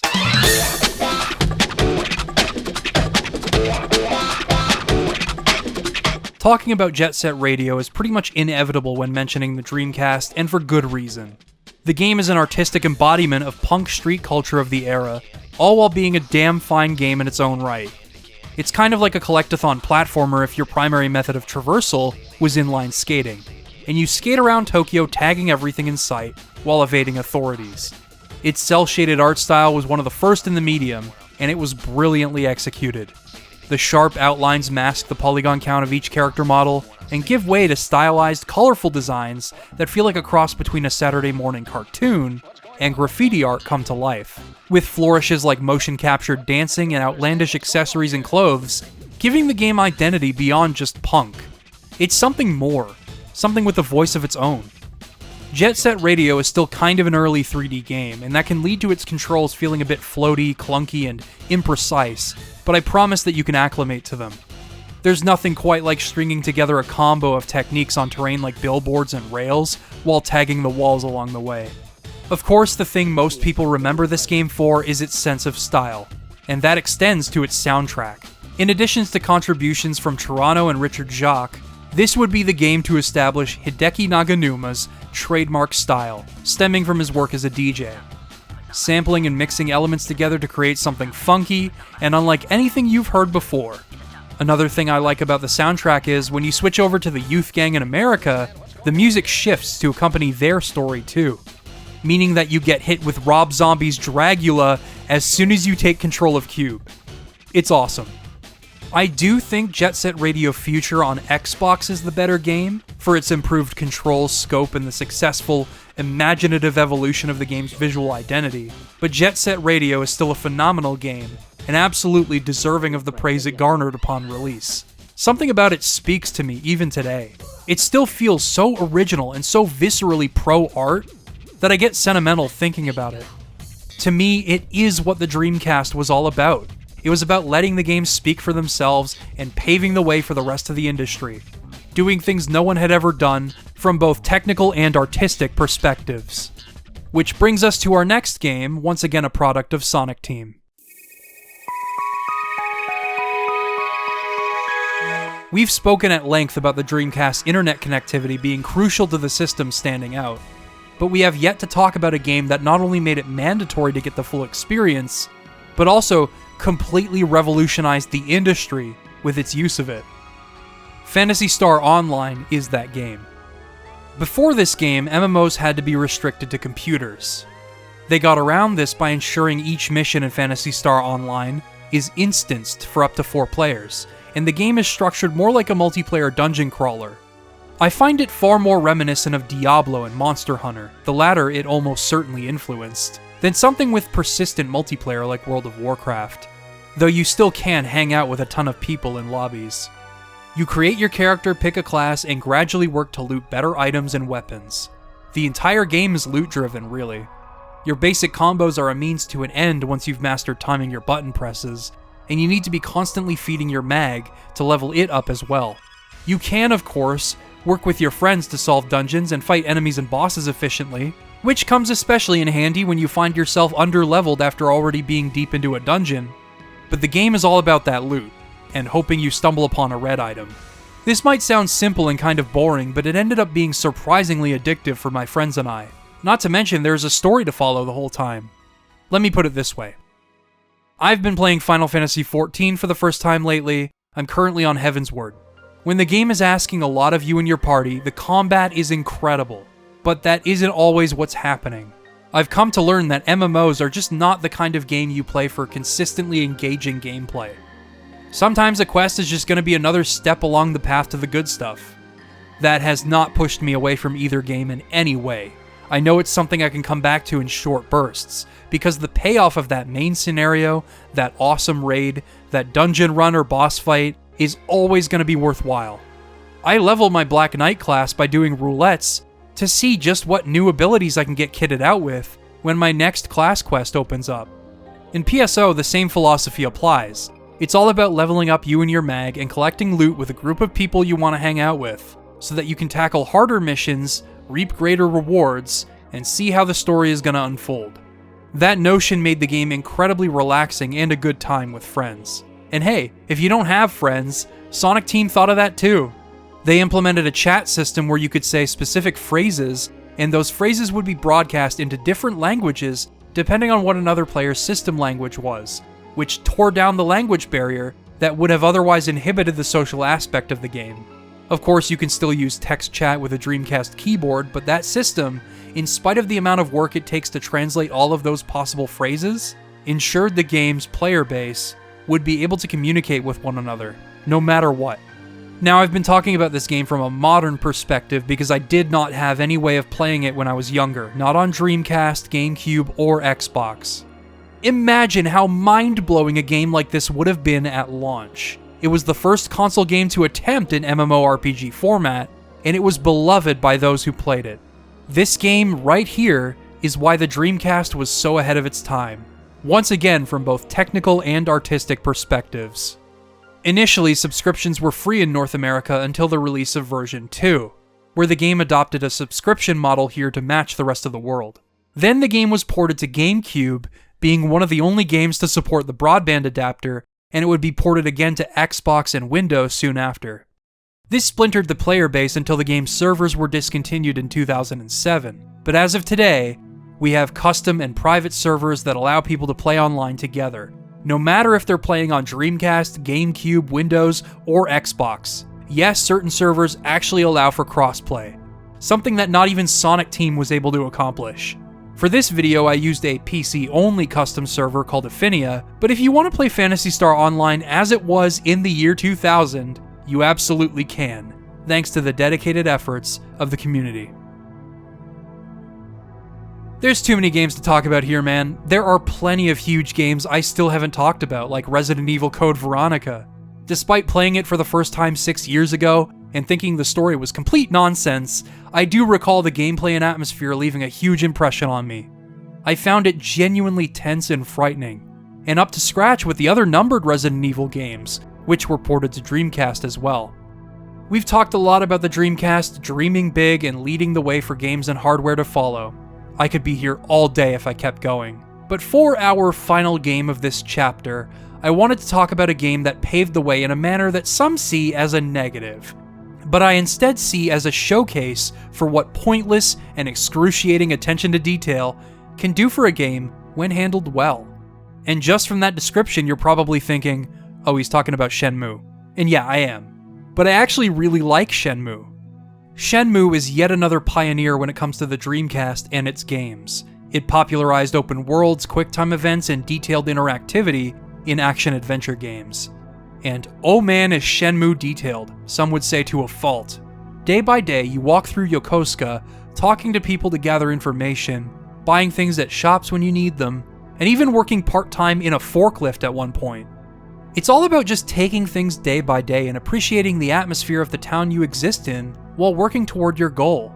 I say this about Shenmue and it might sound similar to a game I talked about in my PlayStation 2 retrospective, Boku no Natsuyasumi 2. But whereas Boku 2 had you fill each day with fun activities, stories, and a desire to help and get to know everyone on the island, it feels like Shenmue's daily activities were designed to be as unfun as possible. Gradually unraveling the mystery of Ryo's father's death by following a breadcrumb trail of random conversations, waiting for scheduled appointments by training either in the arcade or an empty parking lot for battles that don't show up frequently until Disc 3, where you will be driving a forklift for several hours. Shenmue contains the slowest of slow burns I have ever seen in a game, and at times, it made me yearn for something else. As Game Informer wrote rather scathingly when the game first released, determining your character's next move requires little more than talking to someone who will then tell you who to see or where to go. All that's left is a guy walking around an amazingly detailed environment. If I wanted to experience that, I could see it in another game with proven endless entertainment value. It's called Life. Now, despite what I said, I vehemently disagree with this stance on Shenmue, because at the end of the day, when I laid my head on my pillow at night, I found myself genuinely excited to wake up the next day, return to Shenmue, and drive my forklift around again and carry cargo from one place to the next. In truth, Shenmue reminded me to cherish every day from a different and more realistic perspective. And in order to understand why I feel this way, we should examine Ryo as a protagonist. As Ryo pursues his father's killer, recklessly in blatant disregard for the feelings of those that care about him, his life is passing him by. The player is meant to take notice of those things that make Shenmue special while Ryo is absorbed by that pursuit. The people you meet, the city you live in, the kitten your neighbor is raising, your American friend Tom, and the man at the pizzeria that will gladly teach you some Italian. Mario, would you teach me some Italian? Oh, of course. Buono means good. Okay, thanks.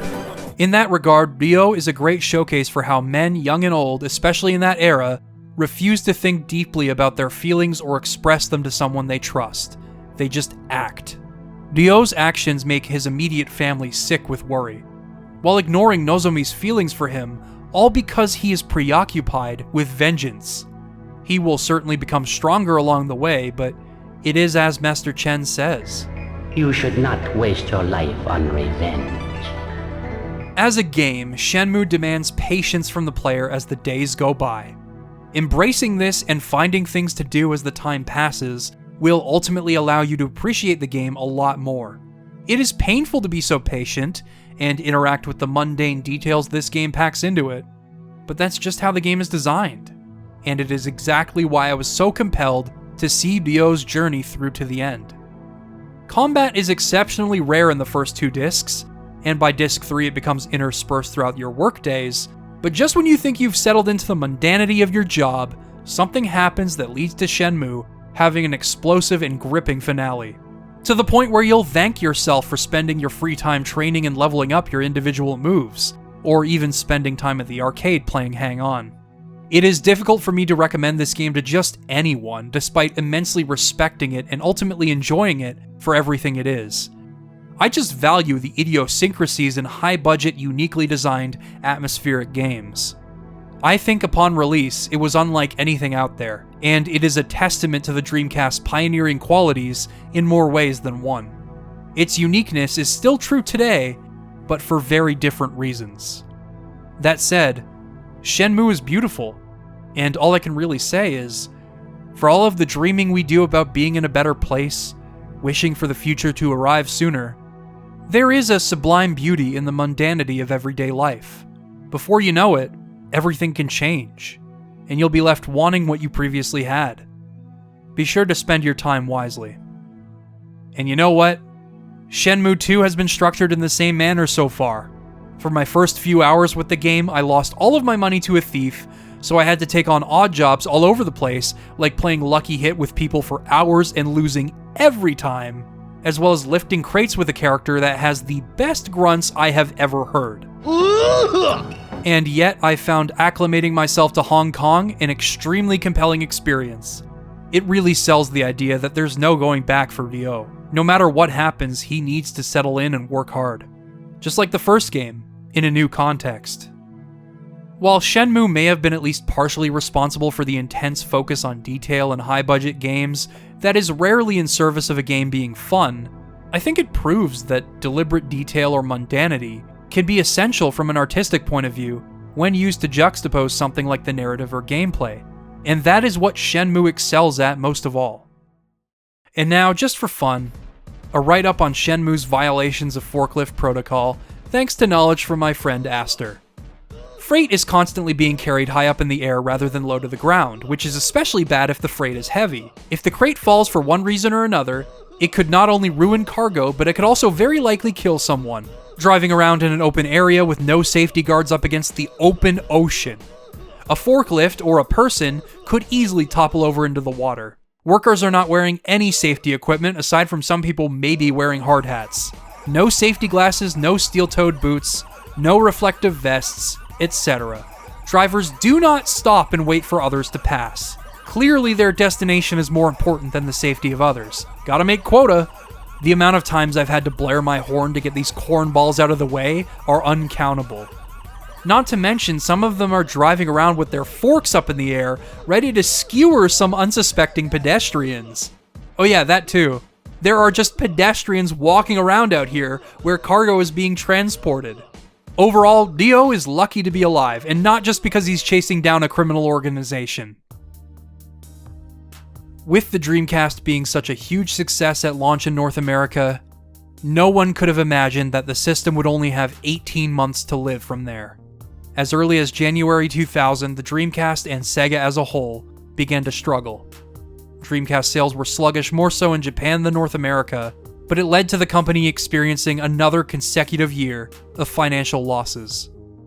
On top of that, Sega had to prepare for what would be a devastating blow from the thorn in their side that plagued them during the Saturn's life, Sony.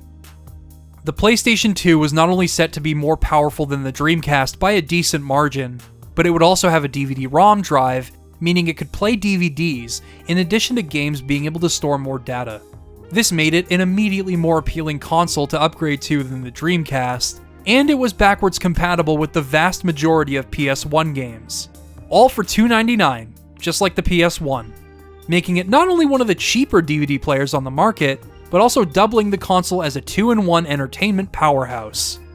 Competing against all of this, even with the Dreamcast's lower price of $199 and a potential DVD-ROM upgrade on the table, was an insurmountable task, and Sega got desperate. The company went all in on the Dreamcast's built-in modem in 2000, offering a $150 rebate to those that purchased 2 years of their online service SegaNet from Sega.com. In addition, Sega further reduced the price of the Dreamcast to $149, meaning that if you paid for SegaNet, you would be fully reimbursed for buying the console. This, as you'd expect, led to Sega hemorrhaging even more money. By 2001, the Dreamcast had fallen short of sales expectations, primarily because those that could not get a PS2 at launch chose to just wait until they were able, rather than caving and buying a Dreamcast. Ultimately, in early 2001, Sega realized they were no match for the PS2, and rather than attempting to fight it, they chose to become platform agnostic and restructure as a third-party publisher, bringing their games to all platforms. This announcement would be made in January, and the Dreamcast was discontinued worldwide on March 31st, 2001, after only 18 months on the market in North America. The announcement once again left both consumers and developers out in the cold, even if industry insiders saw it coming. The aforementioned Metropolis Street Racer sold poorly due to Sega announcing the Dreamcast would be no more the month the game was released in North America, while a Japanese release was cancelled altogether. Many who supported the system during this time were understandably upset by this news.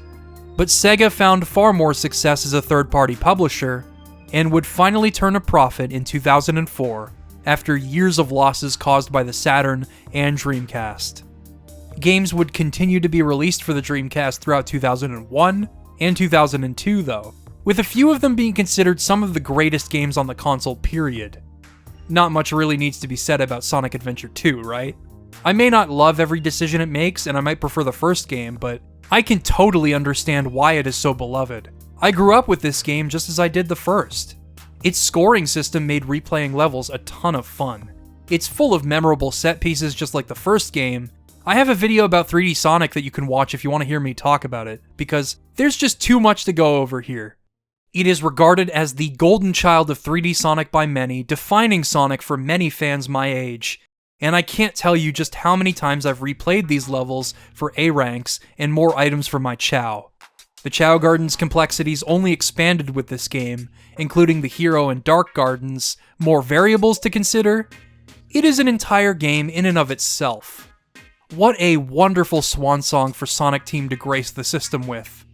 The aforementioned Sakura Wars 4 was an early production when the Dreamcast was on its way out, and it would be written as a farewell to the series, being met with acclaim in Japan when it came out in 2002. Finally, United Game Artists, coming off of the success of Space Channel 5, decided to create 2 more rhythm games as a farewell of their own to the system. One of these was Space Channel 5 Part 2, and the other was Rez. Space Channel 5 was more of an interactive 1960s music video. It was a lot of fun to perform well at. Its art direction was solid, especially in its 60s influences, and its combination of pre-rendered backgrounds with in-engine models. And its challenge was welcome. But it didn't have a whole lot going on beyond the 2 hours it took to beat it. Rez was also similarly short, but its game design was infinitely more compelling to me. And it left such a strong impression on me that I didn't mind its length in the slightest. House and techno-trance music, especially when played live, give both the DJ and the audience a chance to watch a piece of music grow and evolve, and both can participate in its evolution and endless possibilities. United Game Artists transmuted that feeling into an interactive experience wherein the player participates in creating that music, inherently allowing each measure to sound fresh as they blast their way through each area. All the while, they play as a hacker on a journey through an overwhelmed and corrupted cyberspace to ascertain where we came from and where we are headed in a technological revolution.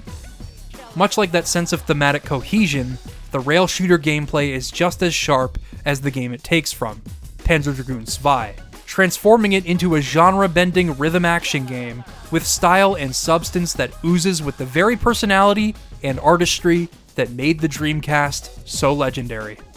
Rez is such a cool game. Sadly, it skipped the Dreamcast in North America, releasing only in Europe and Japan until it came to PS2. The final North American Dreamcast game was NHL 2K2, released exclusively for the system on February 12, 2002. The final Dreamcast games released in PAL regions were all released on the same day, April 26, 2002. Evil Twins Cyprian's Chronicles, a game I actually meant to play for this video but didn't, Cannon Spike, Razor Freestyle Scooter, Heavy Metal Geomatrix, and Conflict Zone. The last officially licensed Dreamcast game overall would be released in Japan on March 8th, 2007. Wait, what? 2007? Yeah, so let's back up a bit. Remember how I mentioned that the Sega Naomi arcade hardware made porting to Dreamcast easy? Well, it continued to be used throughout the 2000s, and since porting was so easy, many developers figured, why not? This led to the Dreamcast surviving well into the 2000s. However, aside from a few oddball games like Sonic Team's own Puyo Pop Fever in 2004, which only saw a North American release on GameCube, these final years were mostly home to shmups and eroge. Okay, well, they were visual novels and they did have erotic scenes when they were released on Windows, but when ported to Dreamcast, obviously all of that was removed. And that's no fun, that's like giving me a pizza with nothing on it. Hey Jimmy, give me a cheese with nothing. Nothing? Regardless of this, some of these late Dreamcast games are regarded as some of the console's finest, which is especially the case for one of Treasure's many masterpieces, Ikaruga. The polarity mechanic takes some getting used to, but it flips typical bullet hell design by having you switch polarity to eat bullets and charge your special attack. Depending on what difficulty you're playing on, enemies will return fire in accordance with your polarity, which can either give you a chance to fill up your special meter, or it might result in more bullets to avoid, because shooting with the opposite polarity of your enemy results in dealing more damage. You can also get a chain going if you continuously shoot enemies of the opposite polarity. Basically, it's all about a game of risk-reward. It gives you an unprecedented amount of control over the field once you know what you're doing, and it makes for an excellent shooter, one of the best I've ever played. It's not easy to achieve that control, and honestly I'm still not there yet, but when I have those fleeting moments of performing well, it's awesome. I'm gonna continue improving at this game just to prove to myself that I can do it. It's like the game says, I will not die until I achieve something. Even though the ideal is high, I never give in. Therefore, I never die with regrets. Words to live by. The developer Milestone released a few Naomi shooters of their own on the Dreamcast. Now we're getting obscure.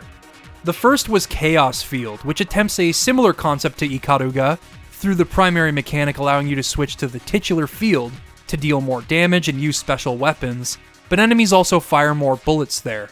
It's not quite as compelling as the polarity system in Ikaruga, but the music is insanely good.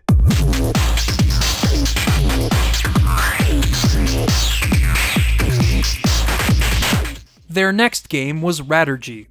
The game uses a cel-shaded art style a la Jet Set Radio, and is oozing with that Y2K atmosphere, complete with characters communicating with you through cell phone emails, and your lives being represented by cells in a battery.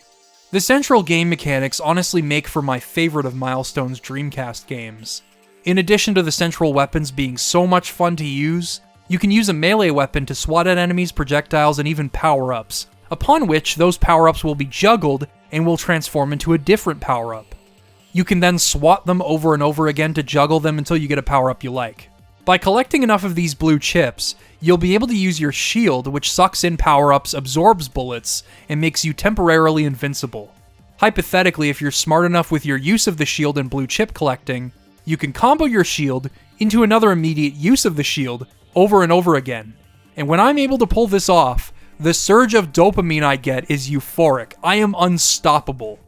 Although it's harder to do this in the original Raturgy, the more recent spin-off Raturgy Swag, yes, that's the actual name of the game, is designed around comboing shields together, and you can pretty clearly observe how invincible this makes you when you know what you're doing. This retroactively made me better at comboing in the original game, as you can see here. Milestone's last Dreamcast shooter was Kairos, and it would be the final officially licensed Dreamcast game when it was released in 2007. Yes, it came out the same year as Halo 3, and that kind of blows my mind. Kairos borrows its systems, weapons, and cel-shaded art style from Raturgy, but you can level up your weapons through pickups dropped by enemies all the way to level 100, and you have a few other tools at your disposal too. Since it builds on Raturgy's gameplay, I couldn't help but enjoy this one just as much. The story is also much darker in this one, as you play as an orphan girl seeking answers regarding her parents' deaths, and it takes place during a war between heaven and earth, where people like her and her sister are being experimented on by the government to create human-angel hybrids and escape from this doomed world. There's also a song on this soundtrack called You Can't F*** Me, so there you go. Oh, and speaking of that soundtrack,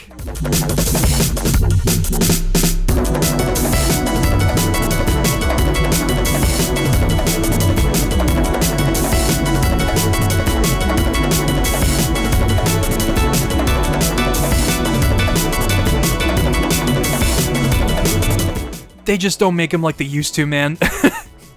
At first, only Chaos Field was released outside of Japan on GameCube. Raturgy and Kairos went unreleased until the Milestone Shooting Collection on Wii was released in North America as Ultimate Shooting Collection, with probably the most generic box art and title I have ever seen. Had I not done my research, I would have never known these games were available in English on this collection. Technically, the Dreamcast did see a little more officially licensed action after this date. In 2003, a horizontal shooter called Border Down was released. It's a fun game, nothing amazing or anything, but certainly enjoyable.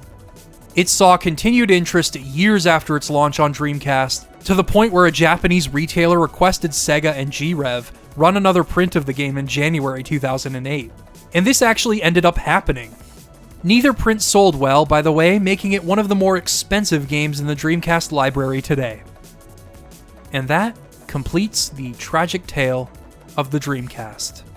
Though its life was short, aside from the continued support in Japan from a small corner of the industry, it dreamt big, and I don't think video games would be the same without it. From its pioneering internet functionality and the sheer creativity, ingenuity, and passion observable in its best games, we all owe a lot to this system. And yet, despite dreaming of a bold future for the industry, the system also marked the end of an era. Selling a system on quality arcade ports would no longer be the norm. New games would become major blockbuster events, and it seemed as though the concept of just realizing a unique creative vision, uncompromised, would no longer be enough to ensure financial sustainability. Games had to keep getting bigger in scope. That's what general audiences craved, and still crave. The PlayStation 2 allowed these relics of the past to persist for some time, but it also changed everything. The Dreamcast marked a transitional period for games as we knew them, but it also had everything that they used to be, and that's why I absolutely love the thing. For as much as it dreamed of a brighter future, it learned from Sega's past, and made the present worth living in. Homebrew developers have continued to keep the system alive. Not only have most Dreamcast games had their online functionality completely restored, thanks to things like DreamPie and Dreamcast Live, so you could hop into a match in Quake 3 right now if you really wanted to, but most Dreamcast consoles allowed you to play burn-to games so long as you had the right number on the bottom of your console, and you can replace the disk drive just as you could on the Saturn to give the console more longevity, both of which will allow you to play original games that were developed unofficially, as well as English translations of Japanese-only games, and even direct ports that fans have made using decompiled source code. Super Mario 64, Star Fox 64, Ocarina of Time, all of these games have been successfully ported to Dreamcast. But there's one port in particular that allows a what-if scenario to come full circle. When the Dreamcast was still kicking, DMA Design, now Rockstar North, were huge fans of Phantasy Star Online. Thus, when prototyping Grand Theft Auto 3 shortly after 2 was completed, they were aiming to release it on the Dreamcast. Rockstar North's technical director even said that the system would have been able to handle the game, but they quickly realized the Dreamcast would not be a commercially viable platform to release it on, switching to the PS2 after about 4 months. It's fun to imagine a world where the Dreamcast survived, all thanks to GTA 3, or perhaps a world where GTA failed to catch on due to its release on a dying platform. But I bring this story to your attention because very recently, it was proven that the Dreamcast could have handled the game. Grand Theft Auto 3 was ported in its entirety to the Dreamcast a little over a year ago, and you can play it from start to finish. From what I've played of it, it's a jaw-dropping port. Yes, sacrifices are made to keep the game running above 25 frames per second, but you can absolutely play the game this way. Oh, and Vice City received the same treatment last year too. Needless to say, the Dreamcast in some form is still alive and well. While the story of the Dreamcast is tragic, I don't feel a sense of melancholy over its short lifespan. Rather, I respect it for dreaming big, ultimately delivering, and influencing the entire industry to boot. It is a testament to the notion that dreams can be made real, even if they are sometimes fleeting. Eventually, we all have to wake up. There will be other dreams, so there's no need to despair. Again, the word dream has many meanings, but just as much as they are vivid and imaginative images presented to us during sleep, a dream can also be a goal. Something that motivates you, something you want to grasp with your own two hands. We as human beings have a tendency to want what we don't have. It's natural. It gives us something to strive for, and it helps us hold on to hope. It's why I'm still here, and why I'm still dreaming. I need to live, for the sake of those dreams. Which brings us to our final game. While the Saturn had great games, most of them would be criminally overlooked due to the system failing miserably outside of Japan. I felt strangely responsible for giving those games a chance to shine when writing that video. However, with the Dreamcast, these games have gone on to have fruitful legacies of their own, and have mostly been widely re-released. I also feel as though the Dreamcast's heavy hitters were more numerous due to the hardware being easier to develop for, and the system being more widely adopted while it was still on the market.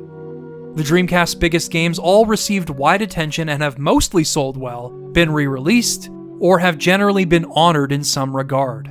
No Dreamcast masterpiece suffered tragedy like Panzer Dragoon Saga did. There is one Dreamcast heavy hitter that remains unaccounted for today though, and even on release, it sold poorly. It was only re-released once on GameCube, and it has not been seen again outside of Easter eggs in other games. It's Skies of Arcadia.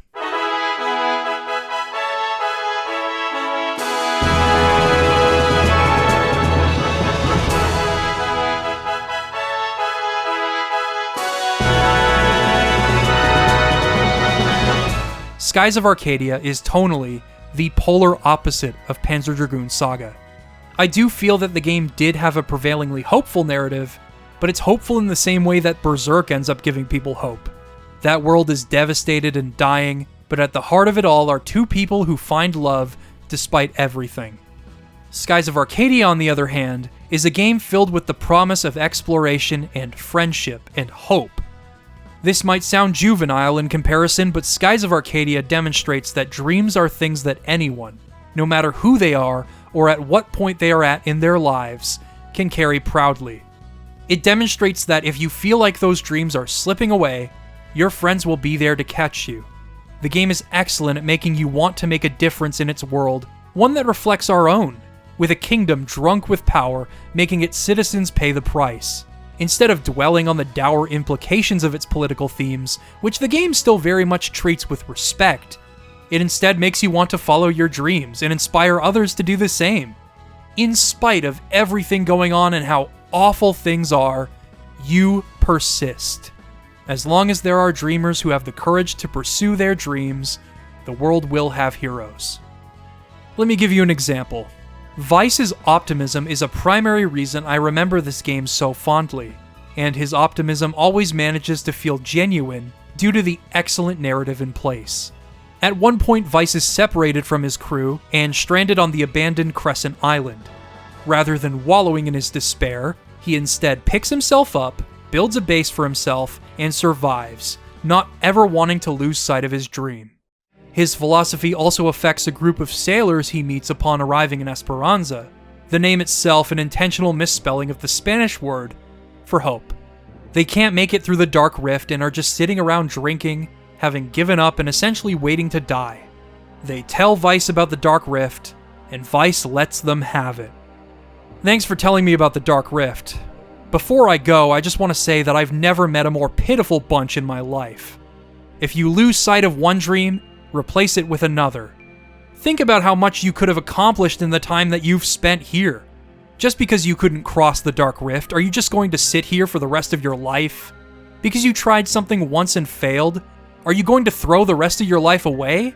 There's a whole world out there to see. Don't you have any desire to sail again? In the aftermath, the sailors watch Vice and his crew take on Gregorio, grow inspired, and the man that Vice chastised, Dawn, eventually joins his crew. Vice's philosophy perfectly mirrors how Sega bounced back from the Saturn with the Dreamcast, and though they lost sight of their dream for the console, they replaced it with another upon going third party. It sounds so silly to be likening a business's recovery to the story of an RPG, but Skies of Arcadia perfectly embodies not only the Dreamcast's whole story, but also what I think we can take from it. In yet another example of just how much the Dreamcast influenced games moving forward, I honestly feel like it might have been a direct influence on The Wind Waker, my favorite game of all time.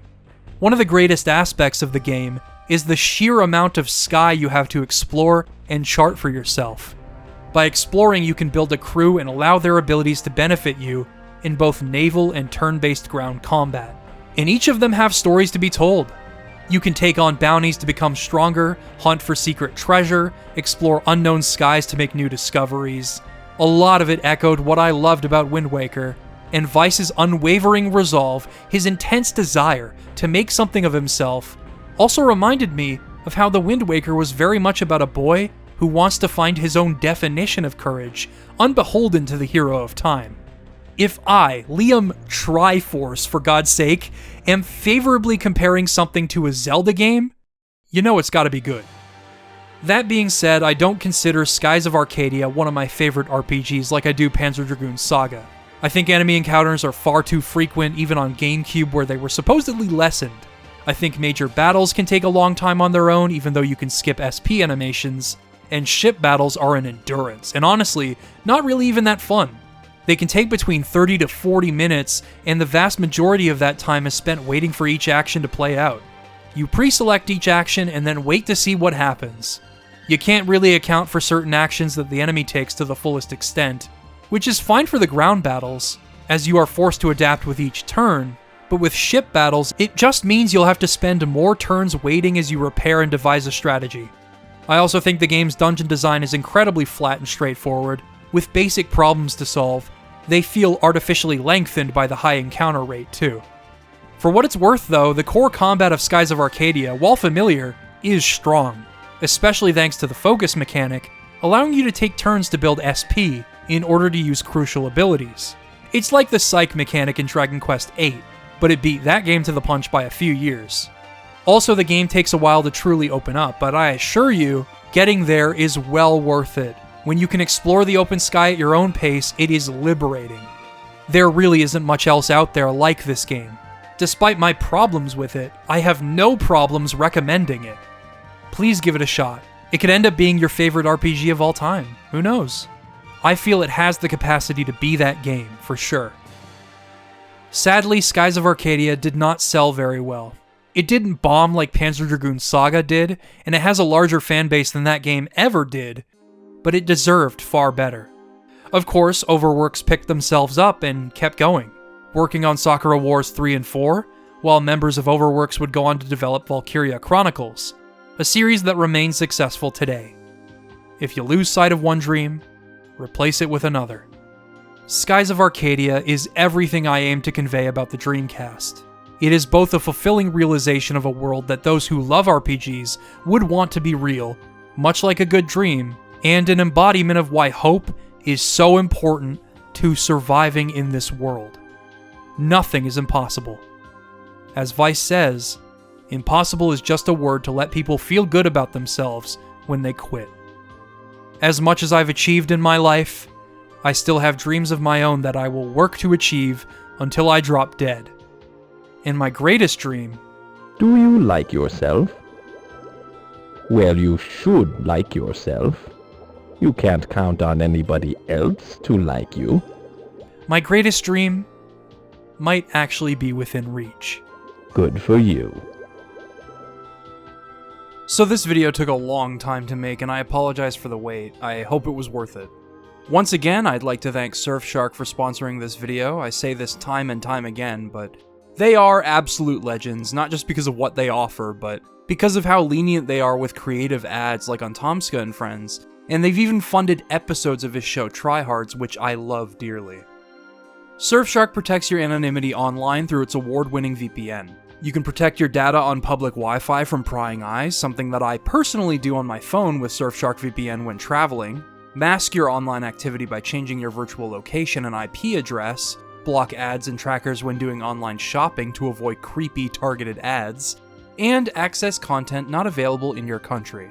A notion that is incredibly relevant these days, no matter the platform we're talking about. It's more than just a VPN, and I use it for all of these things regularly, on my computer and my smartphone, and from my experience with both, I have nothing but praise. It protects all of my devices no matter where I am or what I need to do. And you'll never know what I get up to. Ha ha ha ha. Anyway, Surfshark VPN has a 30-day money-back guarantee, so there's no harm in giving it a shot. If you head to surfshark.com/Triforce or use code Triforce at checkout, you'll get 4 extra months of Surfshark VPN free. That's 4 months F-R-E-E, man. Thanks again, Surfshark. I've been Liam Triforce. Thanks for watching.